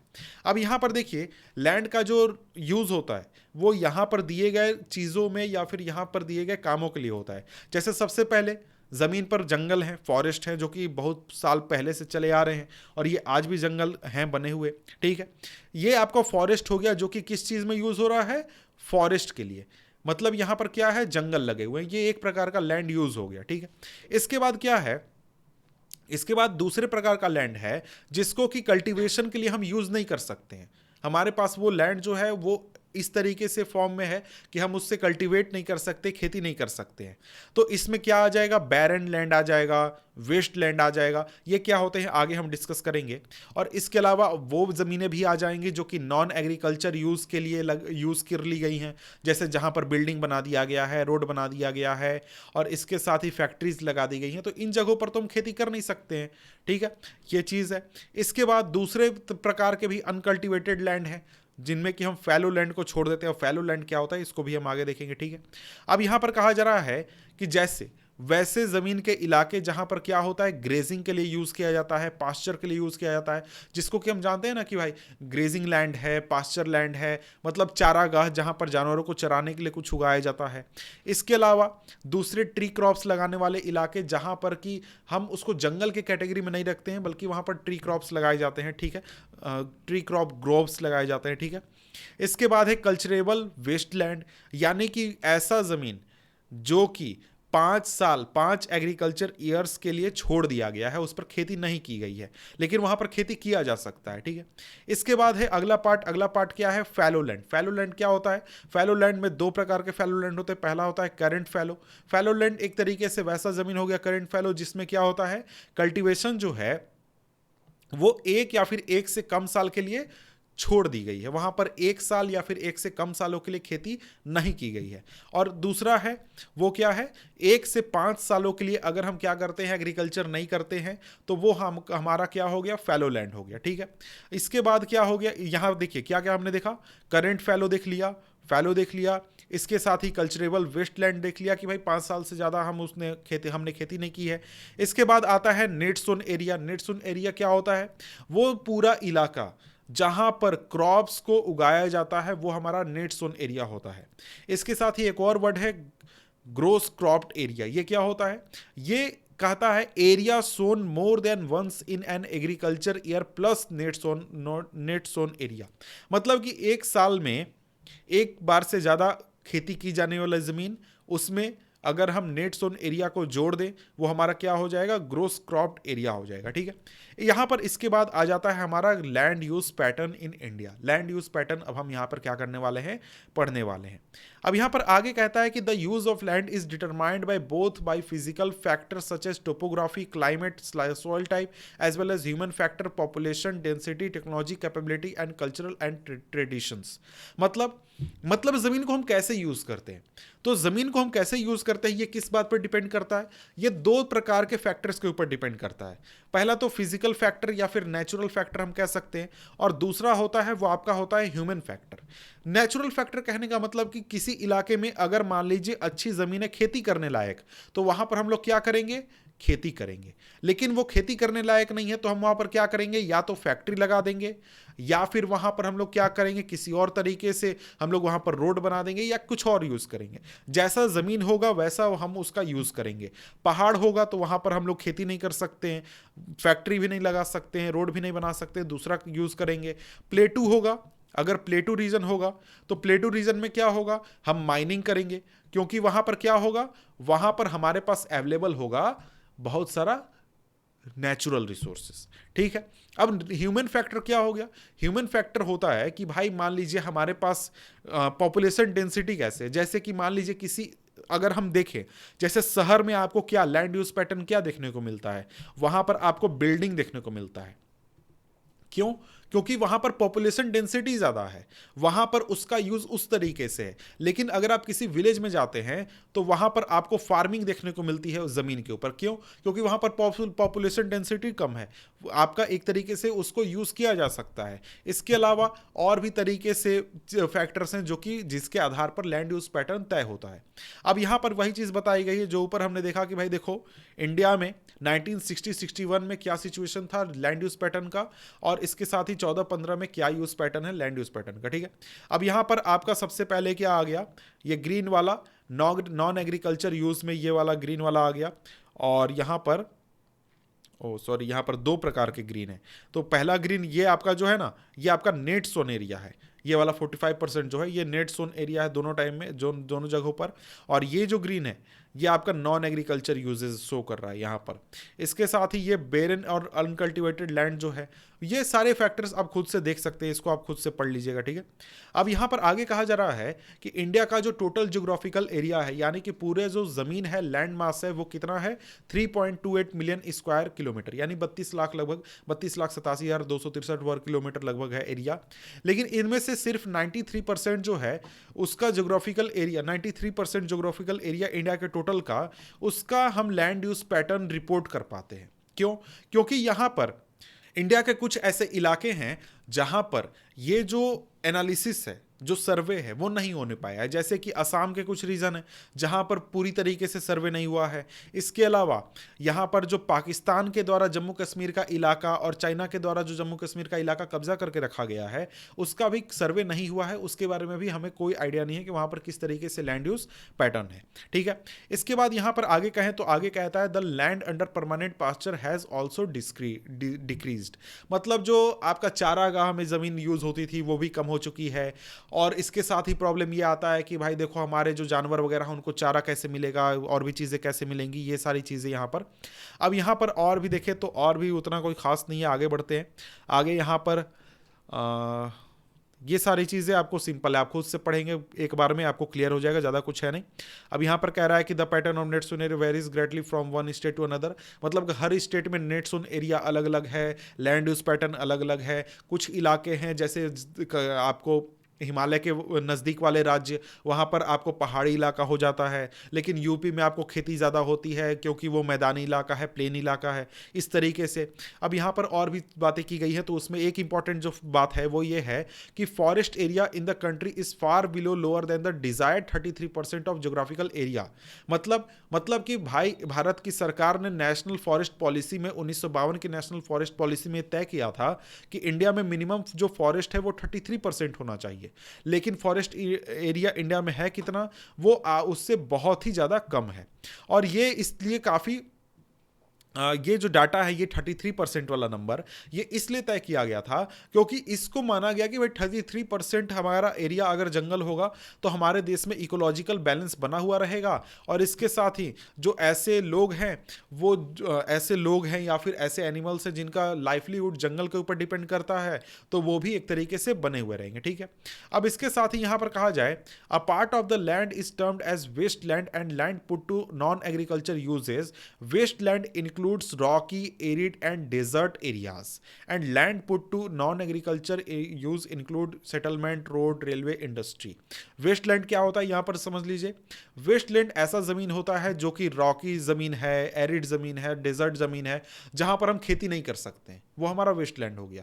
और land put to non agriculture uses हो गया, जिसको कि हमने खेती के अलावा दूसरे कामों में लगाया है, जैसे कि हमारा रोड बन गया, हमारा जैसे शहर बसा हुआ है, इसके अलावा हमने जो रेलवे बिछाया हुआ है, ये सारे क्या हो गए आपके नॉन एग्रीकल्चर यूजेस वाले आपके जमीन हो गए, ठीक है। अब यहां पर कह रहा है कि जिस जमीन को हम लगातार काफी लंबे समय तक यूज करते हैं, तो उससे क्या होता है, लैंड डिग्रेडेशन होता है। हम सही तरीके से उसका सर्वे ना करें, सही तरीके से उसका ध्यान ना रखें, उसका सही तरीके से कंजर्वेशन ना करें, मैनेजमेंट ना करें, तो लैंड डिग्रेडेशन का हमें प्रॉब्लम देखने को मिलता है। और उसकी वजह से आज के सोसाइटी में भी काफ़ी सारे प्रॉब्लम आ रहे हैं और इन्वायरमेंट में भी हमें काफ़ी ज़्यादा प्रॉब्लम देखने को मिल रहा है। जैसे सोसाइटी में क्या प्रॉब्लम होगा, मान लीजिए आप किसी ज़मीन पर खेती कर रहे हैं, उसका आपने ध्यान नहीं रखा, तो क्या हुआ, लैंड डिग्रेडेशन हुआ। आपका जो ज़मीन है उस पर खेती हो रहा है, लेकिन अब पहले जितना अनाज उगता था उतना अनाज अब नहीं उगता है, तो आपके परिवार को प्रॉब्लम होगा। क्यों? क्योंकि आपकी आमदनी घट जाएगी, अनाज कम उग रहा है। इसी तरीके से आपने जमीन का ध्यान नहीं रखा, वहां पर बाढ़ आया, क्या हो गया, आपका जमीन जो है उसका सॉइल इरोजन हो गया, सॉइल की क्वालिटी घट गई, तो उससे क्या हुआ, आपका एग्रीकल्चर के ऊपर इंपैक्ट पड़ा, फिर से आपके परिवार को प्रॉब्लम देखने को मिलेगा। और इसके साथ ही और भी तरीके से दूसरे जमीन जो होते हैं उसका ध्यान नहीं रखा जाता है, तो उससे भी प्रॉब्लम होता है। अब यहां पर आगे कहा जा रहा है land degradation and conservation measure, कि लैंड डिग्रेडेशन क्या होता है, मेजर कंजर्वेशन हम कैसे कर सकते हैं। तो यहां पर अगर हम लोग देखें तो यहां पर कहा जा रहा है कि हमारे से जो पीछे जनरेशन थे, यानी कि हमारे दादा परदादा पापा, ये जो जनरेशन थे, उन्होंने भी लैंड का यूज किया था, और इसके साथ ही जो हमारे बाद आने वाली जनरेशन है वो भी लैंड का यूज़ करेगी। तो यहाँ पर क्या है कि हमारा सोसाइटी में जो 95% हमारी ज़रूरत है वो हमारा फूड शेल्टर जो भी हमारा ज़रूरत है वो हमें कहाँ से मिलता है, लैंड से ही मिलता है। और हम जो ह्यूमन एक्टिविटी कर रहे हैं, जो हमारी सारी एक्टिविटी है, उसकी वजह से हम लोग के आसपास जो नेचुरल इन्वायरमेंट है, लैंड है, उसमें काफ़ी ज़्यादा डैमेज हमने किया है। हमने उसमें सुधार नहीं किया बल्कि डैमेज किया है। और कई सारे ह्यूमन एक्टिविटीज़ हैं जैसे कि डिफॉरेस्टेशन, ओवरग्रेजिंग, माइनिंग, क्वेरिंग, इसकी वजह से लैंड डिग्रेडेशन हमें काफ़ी ज़्यादा देखने को मिलता है। अब जैसे माइनिंग जो है, जो कि एक तरीके से की जाती है कोयला वगैरह और भी मिनरल रिसोर्सेज निकालने के लिए, उससे क्या होता है कि जब इन माइंस में से माइनिंग की जाती है तो वहाँ पर बड़े बड़े गड्ढे हो जाते हैं, तो उन गड्ढों को बाद में भरा नहीं जाता है, उन गड्ढों को छोड़ दिया जाता है। और ये चीज़ आपको झारखंड, छत्तीसगढ़, मध्य प्रदेश, उड़ीसा में देखने को मिलेगा। साथ में इन राज्यों में क्या है, डिफॉरेस्टेशन की वजह से बहुत सारा प्रॉब्लम हुआ। डिफॉरेस्टेशन क्यों हुआ? क्योंकि वहाँ पर माइनिंग करना था और इसकी वजह से भी बहुत ज़्यादा लैंड डिग्रेडेशन हुआ। और भी दूसरे राज्य हैं जैसे कि गुजरात, राजस्थान, मध्य प्रदेश और महाराष्ट्र, यहाँ पर ओवर ग्रेजिंग की वजह से क्या हुआ है, लैंड डिग्रेडेशन हुआ है। ये वाला ध्यान रखिएगा कि भाई किस राज्य में, किस रीजन से लैंड डिग्रेडेशन हुआ है। ये इंपॉर्टेंट है कि भाई देखो, आपका गुजरात, राजस्थान, मध्य प्रदेश, महाराष्ट्र, इन जगहों पर ओवरग्रेजिंग की वजह से प्रॉब्लम हुआ है। इसके अलावा आपका छत्तीसगढ़, मध्य प्रदेश, झारखंड, उड़ीसा में क्या हुआ है, डिफॉरेस्टेशन, माइनिंग की वजह से हुआ है। इसके साथ ही आगे बढ़ें तो पंजाब, हरियाणा, वेस्टर्न यूपी में क्या हुआ है, इरिगेशन की वजह से लैंड डिग्रेडेशन हुआ है। और इसके साथ ही क्योंकि यहाँ पर जो वाटर है, खेती करने में पानी ज़्यादा देते थे, उससे क्या हुआ, पानी भर गया ज़मीन पर और ज़मीन की क्वालिटी कम हो गई। और भी बहुत तरीके से क्या हुआ है, क्वालिटी घटा है। और इसके साथ ही और भी बहुत तरीके के रीज़न है जिसकी वजह से क्या हुआ है, लैंड डिग्रेडेशन हमें देखने को मिलता है। ठीक है, अब इसके बाद आगे बढ़ें तो आगे यहाँ पर कहता है कि बहुत सारे तरीके हैं जिनसे हम क्या कर सकते हैं, लैंड डिग्रेडेशन को खत्म कर सकते हैं। उनमें से कुछ खास क्या है, तो एफॉरेस्टेशन है, प्रॉपर मैनेजमेंट ऑफ ग्रेजिंग है, इसके साथ ही शेल्टर बेल्ट लगाकर या फिर ओवर ग्रेजिंग को कंट्रोल करके, सैंड ड्यून्स को स्टेबलाइज करके, थॉर्नी बुशेस को ग्रो करके, मतलब कि सैंड ड्यून्स के ऊपर थॉर्नी बुशेस को ग्रो करके, और भी तरीके से हम क्या कर सकते हैं, लैंड डिग्रेडेशन को हम कंट्रोल कर सकते हैं। तो यहाँ से जो अगर आपका क्वेश्चन बनेगा वो सिंपली यही बनेगा कि लैंड डिग्रेडेशन को हम कैसे कंट्रोल कर सकते हैं। तो यहाँ पर ये जो तरीके बताए गए हैं उनको आप लिख सकते हैं। ठीक है, अब यहाँ पर आगे बढ़ें तो आगे यहाँ पर हमारा आ जाता है नेक्स्ट टॉपिक। वो टॉपिक क्या है, सॉइल एज अ रिसोर्स। यानी अब हम अभी तक हमने क्या बात किया था, हमने अभी तक लैंड बात किया था, लेकिन अब हम बात कर रहे हैं सॉइल की। तो भाई लैंड और सॉइल में क्या अंतर है? तो भाई लैंड एक तरीके से आपका ज़मीन होता है, वो लैंड होता है। जैसे मान लीजिए कि आपका पहाड़ जो है, पहाड़ में जो पत्थर है वो भी, उसको भी आप लैंड कह सकते हैं। लेकिन लैंड के ऊपर जो मिट्टी होती है जिस पर कि हम अनाज उगा सकते हैं, जिस पर हम खेती कर सकते हैं, वो आपका सॉइल होता है। ठीक है, तो उस लैंड और सॉइल में अंतर है। आपका पूरा लैंड है, जैसे हिमालय भी आपका एक तरीके से लैंड ही है, आपका जो पठार वाला इलाका है वो भी लैंड है, आइलैंड भी लैंड है। लेकिन सॉइल क्या है, सॉइल मिट्टी होती है, मिट्टी को, जमीन और मिट्टी में फर्क होता है। ठीक है, तो सॉइल की अब हम बात करने वाले हैं कि सॉइल को हम ऐसे रिसोर्स अब देखने वाले हैं। तो देखिए सॉइल जो है वो एक बहुत ही इंपॉर्टेंट रिन्यूएबल नेचुरल रिसोर्स है, और इसी की वजह से क्या होता है कि हमारे जो प्लांट्स हैं और जितने भी लिविंग ऑर्गेनिज्म हैं वो उनका सर्वाइवल पॉसिबल है। क्योंकि भाई प्लांट रहेंगे तभी दूसरे ऑर्गेनिज्म जिंदा रहेंगे, और अगर प्लांट मारे जाएंगे तो हम भी मारे जाएंगे और सारे ऑर्गेनिज्म भी मारे जाएंगे। और सॉइल एक तरीके का लिविंग सिस्टम, लिविंग सिस्टम कहने का मतलब ये है कि उसमें बहुत सारे ऑर्गेनिज्म सर्वाइव करते हैं, और वो एक पूरा एक तरीके से सिस्टम बनाता है जिसमें कि दूसरे ऑर्गेनिज्म भी सर्वाइव कर पाते हैं। अब यहां पर कहता है कि सॉइल के कुछ सेंटीमीटर को बनाने में कई मिलियन ईयर्स का समय लगता है। अब यहां पर बात यह आ जाता है कि भाई सॉइल बनता कैसे है, तो भाई मिलियन ईयर कैसे लग गया? तो जनरली क्या होता है कि किसी भी इलाके में जहां पर भी अभी आप मिट्टी देख रहे हैं, वहां पर क्या था, वहां पर पत्थर था। आज के लाख साल पहले, 10 लाख साल पहले, 20 लाख साल पहले क्या था, पत्थर था। क्योंकि वहां पर लगातार हवाएं चली, पानी बहा और भी बहुत सारे नेचुरल एक्टिविटीज हुए, जिसकी वजह से क्या हुआ, वो पत्थर टूटने लगा, वो पत्थर छोटे छोटे छोटे छोटे टुकड़ों में टूटने लगा। और ये काम अगले मतलब करीब 10 लाख साल तक हुआ या फिर 20 लाख साल तक हुआ। तो इतने सालों तक होते होते जो ये पूरा आपका पत्थर था, ये टूटकर छोटे छोटे छोटे छोटे दाने में टूट गया, जिसको कि आप आज मिट्टी के रूप में देख रहे हैं।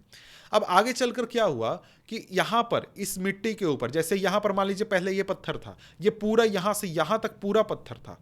यहां पर पहले मिट्टी टूटा, फिर इसके बाद यहाँ टूटा, यहाँ टूटा, यहाँ टूटा, यहाँ टूटा, इस तरीके से टूटते टूटते हमारा सॉइल का लेयर बन गया। और यहाँ पर क्या हुआ, ऑर्गेनिज्म रह भी रहे थे, तो यहाँ पर कोई जानवर आया, यहीं पर मर गया। इसके अलावा कोई पेड़ था, वो भी गिर गया, मर गया। तो यहाँ पर क्या हुआ, इस सॉइल में ह्यूमस ऐड हुआ, ह्यूमस ऐड हुआ, या फिर मिनरल्स हम कह सकते हैं, फर्टिलाइजर मिनरल्स ऐड हुए, जिससे कि ये सॉइल जो हुआ ये काफ़ी उपजाऊ बन गया और हमारे सामने एक ऐसा सॉइल आया जिस पर कि हम आसानी से खेती कर सकते हैं। अब यहाँ पर बात ये है आगे कि भाई सॉइल की क्वालिटी, सॉइल का टाइप किस बात पर डिपेंड करता है। सॉइल की क्वालिटी, सॉइल का टाइप डिपेंड करता है कि भाई वहाँ पर रिलीफ फीचर कैसा है आपका, वहाँ पर कोई पहाड़ है, ढलान वाला इलाका है, या फिर वहाँ पर पैरेंट रॉक कैसा है, या फिर बेड रॉक कैसा है, क्लाइमेट कैसा है, वेजिटेशन कैसा है, और इसके साथ ही वहाँ पर कोई जानवर रह रहे हैं या फिर नहीं रह रहे हैं, और वहाँ पर और भी चीज़ें फैक्टर करती हैं। जैसे यहाँ पर इसको ज़रा सा समझें तो यहाँ पर मान लीजिए कि यहाँ पर अलग अलग प्रकार के रॉक थे, जैसे कि कहीं पर मान लीजिए कि मेटामॉर्फिक रॉक था, कहीं पर सेडिमेंट्री रॉक था, तो दोनों से जो सॉइल बनेगा उसकी क्वालिटी अलग होगी। कहीं पर धूप ज़्यादा पड़ता था तो सॉइल ब्रेक जल्दी होगा, बारिश ज़्यादा थी तो ब्रेक जल्दी होगा। मतलब जैसा उसके ऊपर इम्पैक्ट रहेगा, जिस इलाके में जैसा इम्पैक्ट रहेगा वैसा हमें सॉइल देखने को मिलेगा। इसी वजह से हम देखते हैं कि भाई इंडिया के अलग अलग इलाके में, चाहे वर्ल्ड के अलग अलग इलाके में, आपको अलग अलग टाइप ऑफ सॉइल देखने को मिलता है। कहीं पर आपको एलुवियल सॉइल मिलता है, कहीं पर लेटराइट सॉइल मिलता है, कहीं पर एरिड सॉइल मिलता है। अलग अलग इलाके में अलग अलग सॉइल मिलते हैं, क्योंकि उस इलाके की जो क्वालिटी थी, उस इलाके में जो आपका क्लाइमेट था, और भी बहुत सारे फैक्टर्स जो कि मैंने बताए अलग अलग थे, सभी इलाकों में अलग अलग थे। ठीक है, अब यहां पर आगे देखें तो आगे हमारे सामने क्या है, क्लासिफिकेशन ऑफ सॉइल, यानी जो सॉइल है उसका अब हम क्लासिफिकेशन करने वाले हैं। यानी कि इंडिया में कितने कितने प्रकार के सॉइल पाए जाते हैं, कहाँ पाए जाते हैं, उनके फीचर्स क्या हैं, ये सारे अब हम देखने वाले हैं। तो यहाँ पर अगर हम एक तरीके से देखें तो यहाँ पर कह रहा है कि इंडिया में वेरिड रिलीफ फीचर्स हैं। हमने पहले भी देखा कि किसी इलाके में प्लेन ज़मीन है, कहीं पर पहाड़ है, कहीं पर पठार है, कहीं पर आइलैंड है। तो इसी वजह से क्या हुआ है कि इंडिया में अलग अलग प्रकार के सॉइल हमें देखने को मिलते हैं। तो पहला सॉइल कौन सा है, एलुवियल सॉइल। एलुवियल सॉइल एक तरीके से इंडिया में कहें तो मोस्ट वाइडली स्प्रेड और इंपॉर्टेंट सॉइल है, क्योंकि ये एक तरीके का सबसे ज़्यादा उपजाऊ सॉइल होता है। ठीक है, और यहाँ तक की बात करें तो इंडिया का जो पूरा नॉर्दर्न प्लेन है, नॉर्दर्न प्लेन जो है वो किस चीज़ का बना हुआ है, एलुवियल सॉइल का बना हुआ है। तो ज़रा सा मैं अगर आपको मैप दिखाने की कोशिश करूं तो इंडिया का नॉर्दर्न आपको रीजन दिखाता हूं। तो यहां पर ये ज़रा सा मैप देखिए, इस मैप में आप देख सकते हैं कि ये जो पूरा आप देख रहे हैं ना, ये आपका एलुवियल सॉइल है। यहाँ से इस तरीके से ऐसे ये पूरा रीजन देख रहे हैं, ये पूरा एलुवियल सॉइल है।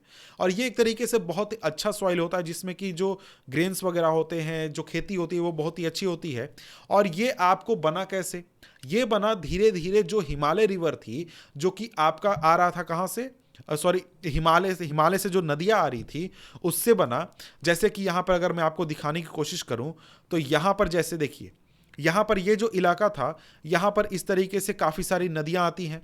तो यहाँ पर ये सारी जो नदियाँ हैं, ये सारी नदियाँ आते आते हिमालय से कुछ कण तोड़ कर लाती थी, हिमालय के पहाड़ों को तोड़ कर लाती थी और सेडिमेंट्स अपने साथ लाती थी। लाते लाते इस इलाके में क्या हुआ, जमा करते करते करते करते करीब कई लाख साल बाद क्या हुआ, ये पूरा इलाका ऐसी मिट्टी से या फिर ऐसे सॉइल के कण से भर गया जो कि काफ़ी उपजाऊ था, और यहाँ पर क्या हो गया, एलुवियल सॉइल आ गया। ठीक है, अब यहाँ पर बात करें तो यहाँ पर 3 इंपॉर्टेंट हिमालयन रिवर सिस्टम है जिनकी वजह से ये पूरा सॉइल फॉर्मेशन हुआ है इस रीजन में। कौन कौन से, पहला तो इंडस रिवर, दूसरा गंगा रिवर और तीसरा ब्रह्मपुत्र रिवर। और ये जो सॉइल है ये आपको राजस्थान और गुजरात से लेकर आपको इस तरफ आगे चलें तो आपको असम तक जाता है। और यहाँ पर आगे बात करें तो ऑलिवल सॉइल आपको ईस्टर्न कोस्टल प्लेन में भी देखने को मिलते हैं। इसके अलावा बात करें तो और भी जगहों पर इंडिया में देखने को मिलते हैं। जैसे कि अगर मैं आपको दिखाऊं तो यहाँ पर आप देखें तो 3 रिवर की मैंने बात की कि भाई 3 रिवर की वजह से क्या होता है, 3 रिवर से आपका बना है। तो 3 रिवर कौन कौन से हो गए, आपको पहला तो गंगा हो गया, यहाँ पर इस तरीके से जाती है गंगा रिवर। फिर आपका जो ब्रह्मपुत्र रिवर इस तरीके से जाती है, और यहाँ पर जो इंडस रिवर है वो इस तरीके से जाती है। तो यहाँ पर ये जो पूरा इलाका हुआ ना, ये इन 3 रिवर सिस्टम की वजह से क्या हो गया, एलुवियल सॉइल हो गया। ठीक है, अब इसके बाद आगे यहाँ पर कहा जा रहा है कि ये जो आपका साइड का इलाका है, यानी जो कोस्टल प्लेन वाला इलाका है, यहाँ भी हमें एलुवियल सॉइल देखने को मिलता है, क्योंकि यहाँ पर जो नदियाँ हैं, जो आपको पेनिनसुलर रिवर हैं, उनका एक तरीके से यहाँ पर डेल्टा फॉर्मेशन होता है उनकी वजह से। यानी कि जैसे महानदी, गोदावरी, कृष्णा, कावेरी, इनका जो डेल्टा वाला रीजन है, यहाँ पर भी हमें क्या मिलता है, आपको आपको एलुवियल सॉइल देखने को मिलता है। ठीक है, अब यहाँ पर आगे कहा जा रहा है कि एलुवियल सॉइल जो होता है उसमें वेरियस टाइप के सैंड और सिल्ट और क्ले होते हैं, अलग अलग प्रोपोर्शन में अलग अलग जगहों पर होते हैं। तो यहाँ पर अगर हम आगे देखें तो आगे यहाँ पर कहा जा रहा है कि रिवर वैलीज के जैसे जैसे हम नज़दीक जाते हैं वैसे वैसे जो सॉइल के पार्टिकल्स हैं वो हमको बड़े साइज़ में मिलते हैं, और नदियों से दूर क्या मिलते हैं, छोटे छोटे साइज़ के पार्टिकल्स मिलते हैं। और इसके साथ ही जो रिवर वैलीज़ के ऊपर वाले इलाके हैं, यानी जहाँ से जो पहाड़ी इलाकों से नदियाँ गिरती हैं, उस इलाकों में हम लोग के जो सॉइल्स के पार्टिकल्स मिलते हैं वो काफ़ी कोर्स देखने को मिलते हैं। और इस तरीके के जो सॉइल हैं वो आपको मेनली कहाँ मिलेंगे, द्वार्स, कोस और तेराई, एक तरीके से नदियों के रीजन है। हिमालय जो गंगा नदी है उसके रीजन है, मतलब गंगा नदी के नई रीजन है, हिमालय के रीजन है, जहाँ पर क्या होता है, नदियाँ गिरती हैं। अब जैसे यहाँ पर कहा जा रहा है कि आप मान लीजिए कि ये पूरा इलाका जो है ना, ये पूरा इलाका क्या है, ये पूरा इलाका एक तरीके से आपका ऐसा इलाका है जहाँ पर एलुवियल सॉइल है, एलुवियल सॉइल है। तो जैसे जैसे आप नदियों के नज़दीक जाइएगा आपको सॉइल्स जो होंगे वो आपको क्या मिलेंगे, बिगर साइज के पार्टिकल्स मिलेंगे। ठीक है, ये यहाँ पर कहा जा रहा है। क्यों, उसका रीज़न मैं बता देता हूँ कि देखिए जो नदी, ये सॉइल के पार्टिकल्स हैं ये नदियों के साथ बह कर आते हैं। मान लीजिए कभी बाढ़ आया तो ये पार्टिकल्स बाढ़ के साथ इस इलाके में पहुंच गए, तो छोटे पार्टिकल्स जो हैं वो हल्के होते हैं इसलिए यहाँ तक पहुंच गए, लेकिन जो बड़े पार्टिकल्स हैं वो भारी होते हैं, उनमें उतनी काइनेटिक एनर्जी नहीं थी, वो यहीं पर आकर इसी नदी के आसपास ही वाले इलाके में क्या होते हैं, जम जाते हैं। ठीक है, अब इसके बाद आगे जो बात कही गई थी वो कहा जा रहा था कि जैसे जो इलाके होते हैं जहाँ से नदियाँ गिरती हैं, जैसे मान लीजिए कि ये आपका हिमालय है, हिमालय के बिल्कुल नीचे जहाँ हिमालय खत्म होता है वहाँ पर तराई रीजन है और भी रीजन है जैसा कि बताया गया। वहाँ पर क्या होता है, आपको हिमालय नदी काफ़ी फोर्स में नीचे गिरती है, तो यहाँ पर आपको कोर्स ग्रेन्स जैसे स्ट्रक्चर या फिर ग्रेन्स जैसे आपको पार्टिकल्स देखने को मिलते हैं इस रीजन में। जैसे कि मान लीजिए ये आपका हिमालय रीजन हो गया, ये हिमालय से आए यहाँ पर गिरा, तो ये जो इलाका होगा यहाँ पर आपको काफ़ी कोर्स पार्टिकल्स देखने को मिलेंगे सॉइल के, क्योंकि यहाँ पर क्या है, यहाँ पर काफ़ी फोर्स में गिर रहा है और उसके साथ क्या हो रहा है कि जो स्मॉल पार्टिकल्स हैं वो बहकर आगे चले जा रहे हैं और जो सिर्फ आपके कोर्स ग्रेन्स हैं वो आपको यहाँ पर रह जा रहे हैं। ठीक है, अब इसके बाद यहाँ पर आगे बढ़ें तो आगे यहाँ पर कहा जा रहा है कि ग्रेन्स के साइज के अलावा सॉइल को हम उनके एज के आधार पर भी क्लासिफाई कर सकते हैं, जो एलुवियल सॉइल है उसको।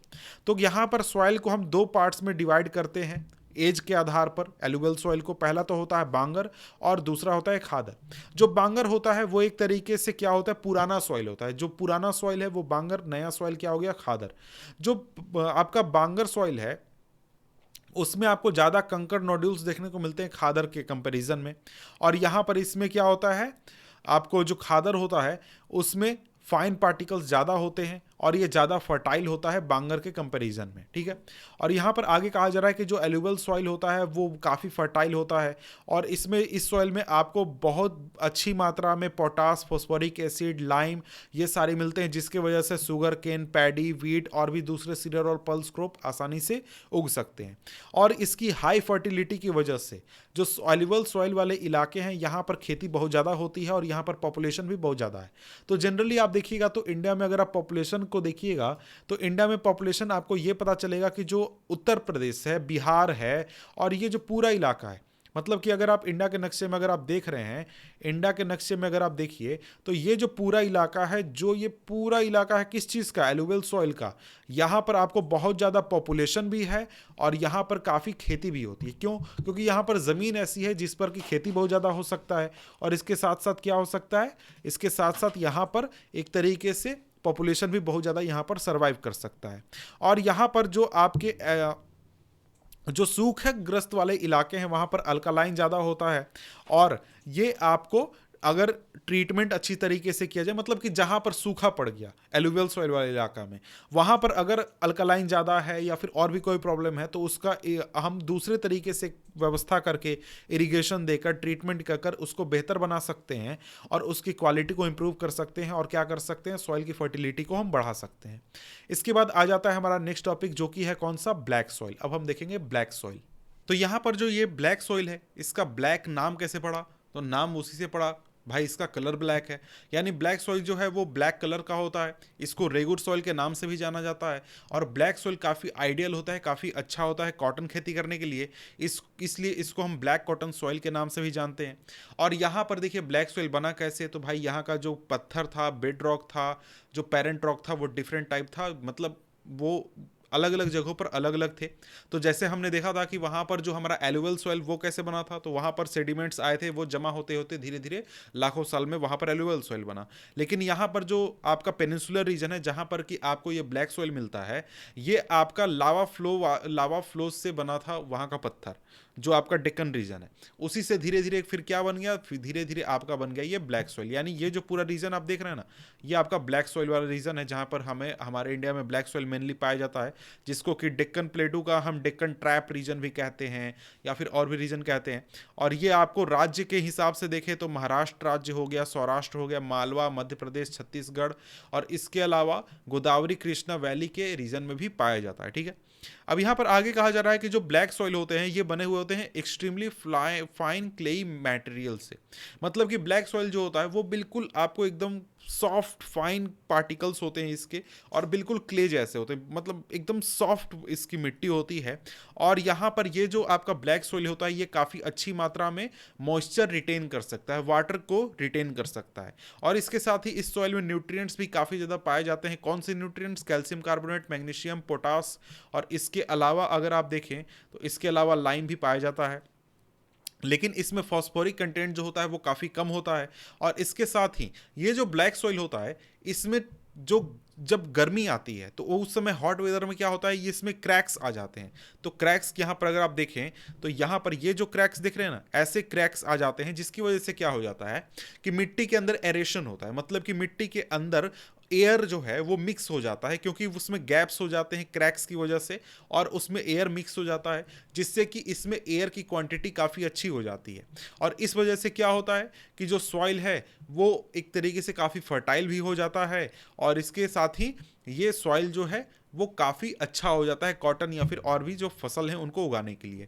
अब इसके बाद बारी है रेड एंड येलो सॉइल की। ये जो रेड सॉइल है ये आपका क्रिस्टलाइन इग्नेस रॉक से बनता है, और यहाँ पर उन इलाकों में ये बनता है जहाँ पर लो रेनफॉल होता है, जैसे कि जो डेक्कन प्लेटू का ईस्टर्न और सदर्न पार्ट है। जैसे कि अगर मैं यहाँ पर आपको दिखाऊँ इस मैप में, तो यहाँ पर ये जो पूरा रेड कलर में रीजन देख रहे हैं, यहाँ पर आपको क्या पाया जाता है, रेड और येलो सॉइल पाया जाता है। ठीक है, तो इस रीजन में क्या होता है कि यहाँ पर आपको पहला तो इग्नेस रॉक मिलेगा, क्रिस्टलाइन इग्नेस रॉक, जो पेरेंट रॉक है। मतलब कि जो जहाँ मिट्टी है, मिट्टी के नीचे जो पत्थर है, जिस पत्थर से टूट कर ये मिट्टी बना है, वो आपका कौन सा है, क्रिस्टलाइन इग्नेस रॉक है। और इसके साथ ही यहाँ पर बारिश भी कम होती है, इस वजह से ये सॉइल यहाँ पर कौन सा सॉइल, रेड सॉइल डेवलप होता है। और इसके साथ ही जो येलो सॉइल है और रेड सॉइल है ये आपको पाया जाता है उड़ीसा, छत्तीसगढ़, और इसके साथ ही मिडिल गंगा प्लेन का सदर्न रीजन में, जैसा कि मैंने आपको मैप में दिखाया है वहाँ पर, और इसके साथ ही वेस्टर्न घाट के कुछ रीजन में। और ये जो सॉइल है इसमें रेडिश कलर होता कैसे है, तो यहाँ पर इस सॉइल में रेडिश कलर होता है आयरन के मिक्स होने की वजह से। आयरन जब क्रिस्टलाइन और मेटामॉर्फिक रॉक्स में मिक्स हो गया था, जिससे कि ये सॉइल बना, उसकी वजह से क्या होता है, इसका कलर रेड हो जाता है। और येलो ये कब दिखता है, जब ये हाइड्रेटेड होता है, तब ये सॉइल क्या करता है, येलो दिखता है। ठीक है, इसके बाद बारी आती है लेटराइट सॉइल की। लेटराइट सॉइल जो है ये आता है लैटिन वर्ड से लेटर से, जिसका मतलब होता है ब्रिक। मतलब लेटर का मतलब क्या होता है, ब्रिक होता है, लैटिन वर्ड है। और यहाँ से भी काफ़ी क्वेश्चन बनता है, ये वर्ड भी कई बार पूछा गया है। ठीक है, जो लेटराइट सॉइल होता है ये आपको ट्रॉपिकल और सब ट्रॉपिकल क्लाइमेट में आपको देखने को मिलता है, जहां पर अल्टरनेट वेट और ड्राई सीजन होता है। ठीक है, अब ये ट्रॉपिकल सब ट्रॉपिकल क्या है, ये ज़रा सा हम लोग देखने की कोशिश करते हैं, समझने की कोशिश करते हैं। तो यहाँ पर मैं आपको ज़रा सा इमेज के जरिए इसको समझाने की कोशिश करता हूँ। तो यहाँ पर आप देखिए, ये आपका जो ये रीजन है, ये आपका क्या है, ट्रॉपिकल रीजन है। ठीक है, तो यहाँ पर इसके अलावा ये रीजन आपका हो गया सब ट्रॉपिकल रीजन, और इसके साथ ही नीचे यहाँ पर सब ट्रॉपिकल रीजन, इसकी बात हो रही है पृथ्वी का। ये आपका बीच में से इक्वेटर हो गया, इक्वेटर से ट्रॉपिक ऑफ कैंसर तक, और इधर ट्रॉपिक ऑफ कैप्रिकॉन तक आपका क्या हो गया, ट्रॉपिकल रीजन हो गया। और उसके नीचे 30 डिग्री तक, ऊपर 30 डिग्री तक आपका क्या हो गया, आपका टेम्परेट रीजन, सब ट्रॉपिक रीजन हो गया। ठीक है, अब इसके बाद अगर हम आगे बढ़ें तो आगे यहाँ पर कह रहा है कि ये जो सॉइल होता है, लेटराइट सॉइल जो होता है, इसमें आपको ये आपको एक तरीके से एसिडिक होता है, और इसके अलावा इसमें प्लांट न्यूट्रिएंट्स काफ़ी कम होते हैं, और ये आपका सदर्न स्टेट्स में जैसे कि वेस्टर्न घाट, महाराष्ट्र, उड़ीसा और इसके अलावा West Bengal, north east region में आपको देखने को मिलता है। और यहाँ पर जो आपके डिसिडुअस और एवरग्रीन फॉरेस्ट हैं वो यहाँ पर पनपते हैं, और ये सॉइल एक तरीके से ह्यूमस रिच होता है, और यहाँ पर वेजिटेशन काफ़ी कम उगता है, जितना और रीजन में उगता है उतना नहीं उगता है, और इसमें ह्यूमस काफ़ी कम होता है। ठीक है, जो ह्यूमस कम होता है वो ऐसा नहीं है कि सब जगहों पर होता, मतलब कुछ इलाकों में जहां पर आपका जो क्लाइमेट है, जहां पर बारिश हो, जहां पर वाटर अवेलेबल हो, उन इलाकों में ह्यूमस अच्छा होगा। और जो सेमी एरिड रीजन होंगे जहां पर बारिश वगैरह कम होती है, सूखा वाला इलाका है, वहां पर ह्यूमस इसमें काफ़ी कम होता है। ठीक है, इसके साथ ही अगर हम देखें तो यहाँ पर इस मिट्टी में इरोजन और डिग्रेडेशन काफ़ी ज़्यादा होता है, और यहाँ पर ये जो सॉइल कंजर्वेशन है इसको काफ़ी ज़्यादा इसमें करने की ज़रूरत होती है, क्योंकि इसमें सॉइल इरोजन काफ़ी ज़्यादा होता है। ठीक है, और यहाँ पर अगर हम आगे बढ़ें तो आगे यहाँ पर कहा जा रहा है कि ये सॉइल जो है ये काफ़ी यूजफुल है आपको टी और कॉफ़ी उगाने के लिए। जो रेड लेटराइट सॉइल है ये तमिलनाडु, आंध्र प्रदेश, केरल में पाया जाता है, और इसमें कैसे नट्स को उगाया जाता है, यानी काजू को उगाया जाता है। इसके बाद है आपका एरिड सॉइल। एरिड सॉइल एक तरीके से रेड से ब्राउन कलर में आते हैं, मतलब रेड कलर भी आता है, रेड से ब्राउन शेड के बीच में आता है, और ये एक तरीके से सैंडी इसका टेक्सचर होता है, और सलाइन होता है इसका नेचर। सलाइन मतलब कि एक तरीके से खारा मिट्टी होता है। ठीक है, और यहाँ पर कुछ इलाकों में जो सॉल्ट कंटेंट है वो बहुत ज़्यादा होता है, मतलब खारापन मिट्टी में बहुत ज़्यादा होता है, नमक बहुत ज़्यादा होता है, और कॉमन साल्ट को पानी उबाल कर भी, पानी मतलब भाप बनाकर भी आप निकाल सकते हैं, इतना ज़्यादा खारापन होता है। ठीक है, और ड्राई क्लाइमेट, हाई टेम्परेचर और इवापोरेशन ज़्यादा होता है। क्यों? क्योंकि ड्राई क्लाइमेट है, हाई टेम्परेचर है यहाँ पर, और इसके साथ ही सॉइल में आपका ह्यूमस और मॉइस्चर भी कम होता है। ठीक है, इन सभी रीज़न की वजह से, मतलब क्योंकि ड्राई क्लाइमेट है, हाई टेम्परेचर है, इवापोरेशन ज़्यादा हो रहा है, तो इस वजह से सॉइल में ह्यूमस भी कम होता है और साथ में मॉइस्चर भी कम होता है। और यहाँ पर इसके बाद देखें तो यहाँ पर जो जो सॉइल है, सॉइल का नीचे का जो लेयर है, मतलब कि जो ज़मीन है, मतलब कि जैसे अगर मैं आपको दिखाऊं तो यहाँ पर आपको इस ज़मीन से तस्वीर से समझ में आएगा, जो नीचे का लेयर है ना, यहाँ पर आपको कंकर काफ़ी देख, मतलब ये ऊपर का लेयर हो गया, उसके बाद तो नीचे का जो लेयर है यहाँ पर आपको काफ़ी ज़्यादा क्या देखने को मिलता है, काफ़ी ज़्यादा कंकर वगैरह देखने को मिलता है इसमें। ठीक है, और इसके बाद अगर हम आगे बढ़ें तो यहाँ पर कहा जा रहा है कि अगर इस सॉइल में अच्छी तरीके से इरिगेशन दिया जाए तो इसको एक तरीके से खेती के लायक आसानी से बनाया जा सकता है। इसके बाद आता है forest soil. Forest soil generally आपको मिलता है हिली और माउंटेनस एरिया में, जहाँ पर कि आपको रेन अच्छा होता है, और उसकी वजह से क्या होता है, यहाँ पर रेन फॉरेस्ट आसानी से उग पाते हैं। और ये जो सॉइल होता है ये काफ़ी अलग अलग होता है, मतलब अलग अलग इलाकों में अलग अलग टेक्सचर होता है, कहीं पर ह्यूमस ज़्यादा है, कम है, कहीं पर पानी ज़्यादा है, कहीं पर कम है, मतलब अलग अलग इलाकों में अलग अलग फीचर्स होंगे, कैरेक्टरिस्टिक होंगे इस सॉइल के। और ये जो सॉइल होता है ये लॉमी होता है, सिल्टी होता है वैली के साइड में, और इसके साथ ही कोर्स ग्रेन्ड होता है अपर स्लोप में। मतलब कि जैसे अगर ये मान लीजिए ये आपका पहाड़ है, तो पहाड़ का नीचे वाला जो इलाका होगा यहाँ पर क्या होगा, यहाँ पर आपको ये लोमी होगा और सिल्टी होगा, लेकिन पहाड़ के ऊपर वाले इलाके में क्या होगा, ये आपको कोर्स ग्रेन्ड होगा, मतलब कि दाने जो होंगे वो बड़े बड़े होंगे, कंकड़ जैसे होंगे, इस तरीके से। और इसके साथ ही जो स्नो कवर्ड एरियाज हैं हिमालय के, वहाँ पर ये सॉइल एक तरीके से क्या करते हैं, डिनंडेशन इनको फेस करना पड़ता है, और ये एसिडिक नेचर होते हैं, इनमें ह्यूमस कम होता है, मतलब कि जो हिमालय के बर्फ वाले इलाके हैं वहाँ पर। और ये जो सॉइल है ये वैली के नीचे वाले इलाके में पाए जाते हैं, जैसे कि रिवर टेरेसेस में, एलुवियल फैंस में, मतलब कि जो जहाँ से एलुवियल रीजन स्टार्ट होता है उस इलाके के आसपास की बात की जा रही है वहाँ से। अब इसके बाद आ जाता है हमारा सॉइल इरोजन और सॉइल कंजर्वेशन। अब यहाँ पर कहा जा रहा है the denudation of soil cover and subsequent washing down is described as soil erosion. Soil erosion क्या है कि भाई जो आपका मिट्टी है वो कहीं बारिश की वजह से, हवा की वजह से अगर बह जाती है, उड़ जाती है, घट जाती है, हट जाती है, तो वो आपका क्या हो रहा है, वो आपका सॉइल इरोजन हो रहा है। अब यहां पर आगे कहा जा रहा है कि जो सॉइल फॉर्मेशन का और इरोजन का प्रोसेस है वो एक साथ चलते रहता है, मतलब कि सॉइल जिस समय बन रहा है उस समय सॉइल इरोजन भी हो रहा है, और इसके साथ ही दोनों के बीच में क्या होता है, बैलेंस बना हुआ रहता है। कई बार क्या होता है कि ये बैलेंस बिगड़ जाता है। बैलेंस कैसे बिगड़ जाता है, क्योंकि ह्यूमन एक्टिविटी बहुत ज़्यादा बढ़ जाता है। कई बार इंसान क्या करते हैं, डिफोरेस्टेशन करने लगते हैं, बहुत ज़्यादा जानवरों को चराने लगते हैं, कंस्ट्रक्शन करते हैं, माइनिंग करते हैं, इस वजह से सॉइल फॉर्मेशन और सॉइल डिग्रेडेशन या फिर सॉइल इरोजन की में जो बैलेंस है वो बिगड़ जाता है, ठीक है, सॉइल इरोजन ज़्यादा होने लगता है। अब यहाँ पर देखिए आगे कहा जा रहा है कि देखिए जो नेचुरल फोर्सेस हैं जैसे कि विंड, ग्लेशियर, वे वाटर, इनकी वजह से जो सॉइल इरोजन होता है ये तो होता ही है, लेकिन इसके साथ ही ह्यूमन एक्टिविटीज़ की वजह से भी सॉइल इरोजन अब कुछ ज़्यादा बढ़ गया है, क्योंकि ह्यूमन का इंटरेक्शन ज़्यादा बढ़ गया है। अब यहाँ पर एक चीज़ बताया गया है गलीज, सॉइल इरोजन का एक प्रकार है गलीज, जिसमें क्या होता है कि जो रनिंग वाटर है, मतलब कि जो पानी बहता है स्पीड में फ्लो करके बहता है, उसकी वजह से क्या होता है डीप चैनल्स कट जाते हैं, मतलब धाराएं कट जाती हैं। जैसे कि आप यहाँ पर इस तस्वीर में देख सकते हैं कि यहाँ पर पानी काफ़ी स्पीड में बह रहा था और यहाँ से ये आपका धार इस तरीके से बन चुका है, जो कि आपका यही क्या हो गया, गली इरोजन हो गया। गली इरोजन कहते हैं या फिर ये जो फॉर्मेशन है इसको गलीज कहते हैं। और ये जो लैंड है धीरे धीरे क्या हो जाता है, अनफिट हो जाता है कल्टीवेशन के लिए। क्यों? क्योंकि इसमें जितने भी आपके ह्यूमस था, न्यूट्रिएंट वाले जो जो आपके फाइन पार्टिकल्स थे वो आपके क्या हो गए, बहकर चले गए। और इसके बाद क्या हो जाएगा, ये लैंड बैड लैंड बन जाएगा। और इसके साथ ही यहाँ पर डेफिनेशन भी है बैड लैंड का, कि ऐसा लैंड जो कि कल्टीवेशन के लिए अब अच्छा नहीं है, कल्टीवेशन के लायक नहीं है, उसको हम क्या कहते हैं, बैड लैंड कहते हैं। अब यहां पर आगे कहा जा रहा है कि जो चंबल बेसिन का रीजन है, आपको यहां पर वहां पर इस तरीके के लैंड को रेवाइंस कहा जाता है, ठीक है।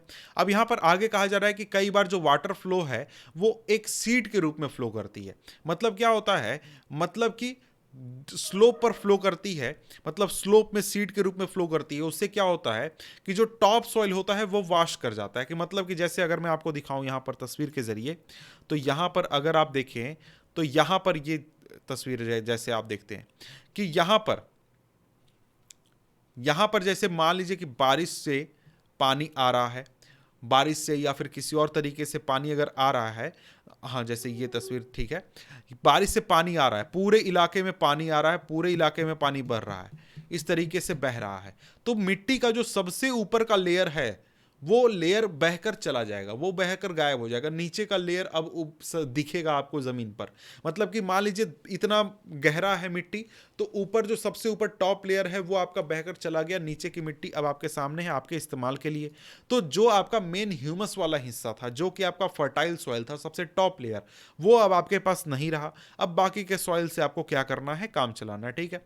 अब यहां पर कहा जा रहा है कि जो हवा की वजह से जो आपका इरोजन होता है वो आपका विंड इरोजन होता है, वाटर की वजह से होता है वो आपका वाटर इरोजन होता है, और इसके साथ ही कई और रीजन होते हैं इरोजन की वजह से, इरोजन के लिए, जैसे कि अगर आप फार्मिंग सही से नहीं करें, अगर आप प्लाविंग गलत तरीके से करें और बहुत चीजें करें, तो उससे आपका क्या होगा, सॉइल इरोजन बढ़ सकता है, ठीक है। अब यहां पर कई सारे तरीके हैं सॉइल इरोजन को कम करने के लिए। उसको मैं यहां पर नहीं बताऊंगा, मैं आपको क्या करता हूं, इमेज के जरिए दिखा देता हूं, जिससे कि आपको जल्दी से आसानी से समझ में आ जाएगा।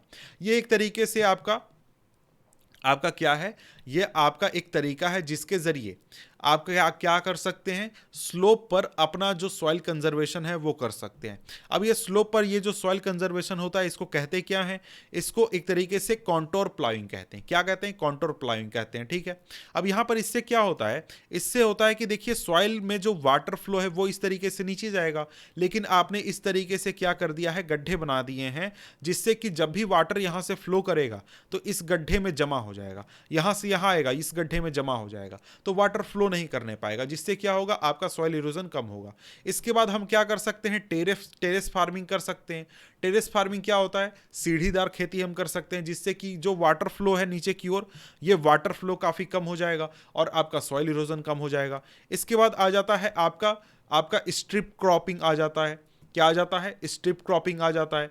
इसके अलावा आपका एक और फॉर्मेशन आ जाता है, जो कि मैं यहाँ पर देख लेता हूँ मैं सही कह रहा हूँ या नहीं।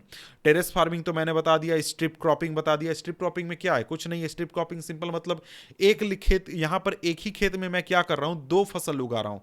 एक फसल यहाँ पर ये वाला और दूसरा ये वाला, फिर से वही, मतलब 1 2 1 2 इस तरीके से मैं क्या कर रहा हूँ, फसल उगा रहा हूँ पट्टी बनाकर, स्ट्रिप बनाकर। तो ये आपका स्ट्रिप क्रॉपिंग हो गया। इसके बाद आप करें तो आगे क्या है, आगे यहाँ पर आपका शेल्टर बेल्ट की बात की गई है कि आप शेल्टर बेल्ट बना सकते हैं। शेल्टर बेल्ट के जरिए भी, जैसे कि जो आपका खेत है, खेत के जो मेड़ होता है या फिर खेत की जो बाउंड्री होती है, वहां पर आप क्या कीजिए, बड़े बड़े पेड़ ऐसे उगा दीजिए। उससे क्या होगा, विंड इरोजन आपका कम हो जाएगा। ये भी एक तरीका है आपका इरोजन कम करने का। तो यहाँ पर देखिए ये जो चैप्टर है ना, ये चैप्टर मेरे ख्याल से कंप्लीट हो गया है, क्योंकि देखिए यहाँ पर ये जो लास्ट टॉपिक है, ये शायद इस साल सीबीएसई ने डिलीट कर दिया है। मुझे जहाँ तक याद है सिलेबस में से ये टॉपिक डिलीटेड है, तो ये आपको नहीं पढ़ना है। तो हमें पढ़ना क्या है, इसके बाद आगे पढ़ना है। आगे हमारा कौन सा है, नेक्स्ट चैप्टर, चैप्टर नंबर 2, जिसका वीडियो जल्दी ही आ जाएगा। और साथ में इस चैप्टर का आपका नोट्स मैं कोशिश कर रहा हूँ, साथ में जो आपका ये चैप्टर है, ये आपका डिजिटल बोर्ड पर मैं पढ़ा कर डाल दूंगा, वो भी आप देख सकते हैं अगर आपको वो अगर प्रेफर करते हैं पढ़ना तो यहाँ पर ये चैप्टर खत्म होता है। मिलते हैं आपसे हम अगले वीडियो में, तब तक के लिए गुड बाय।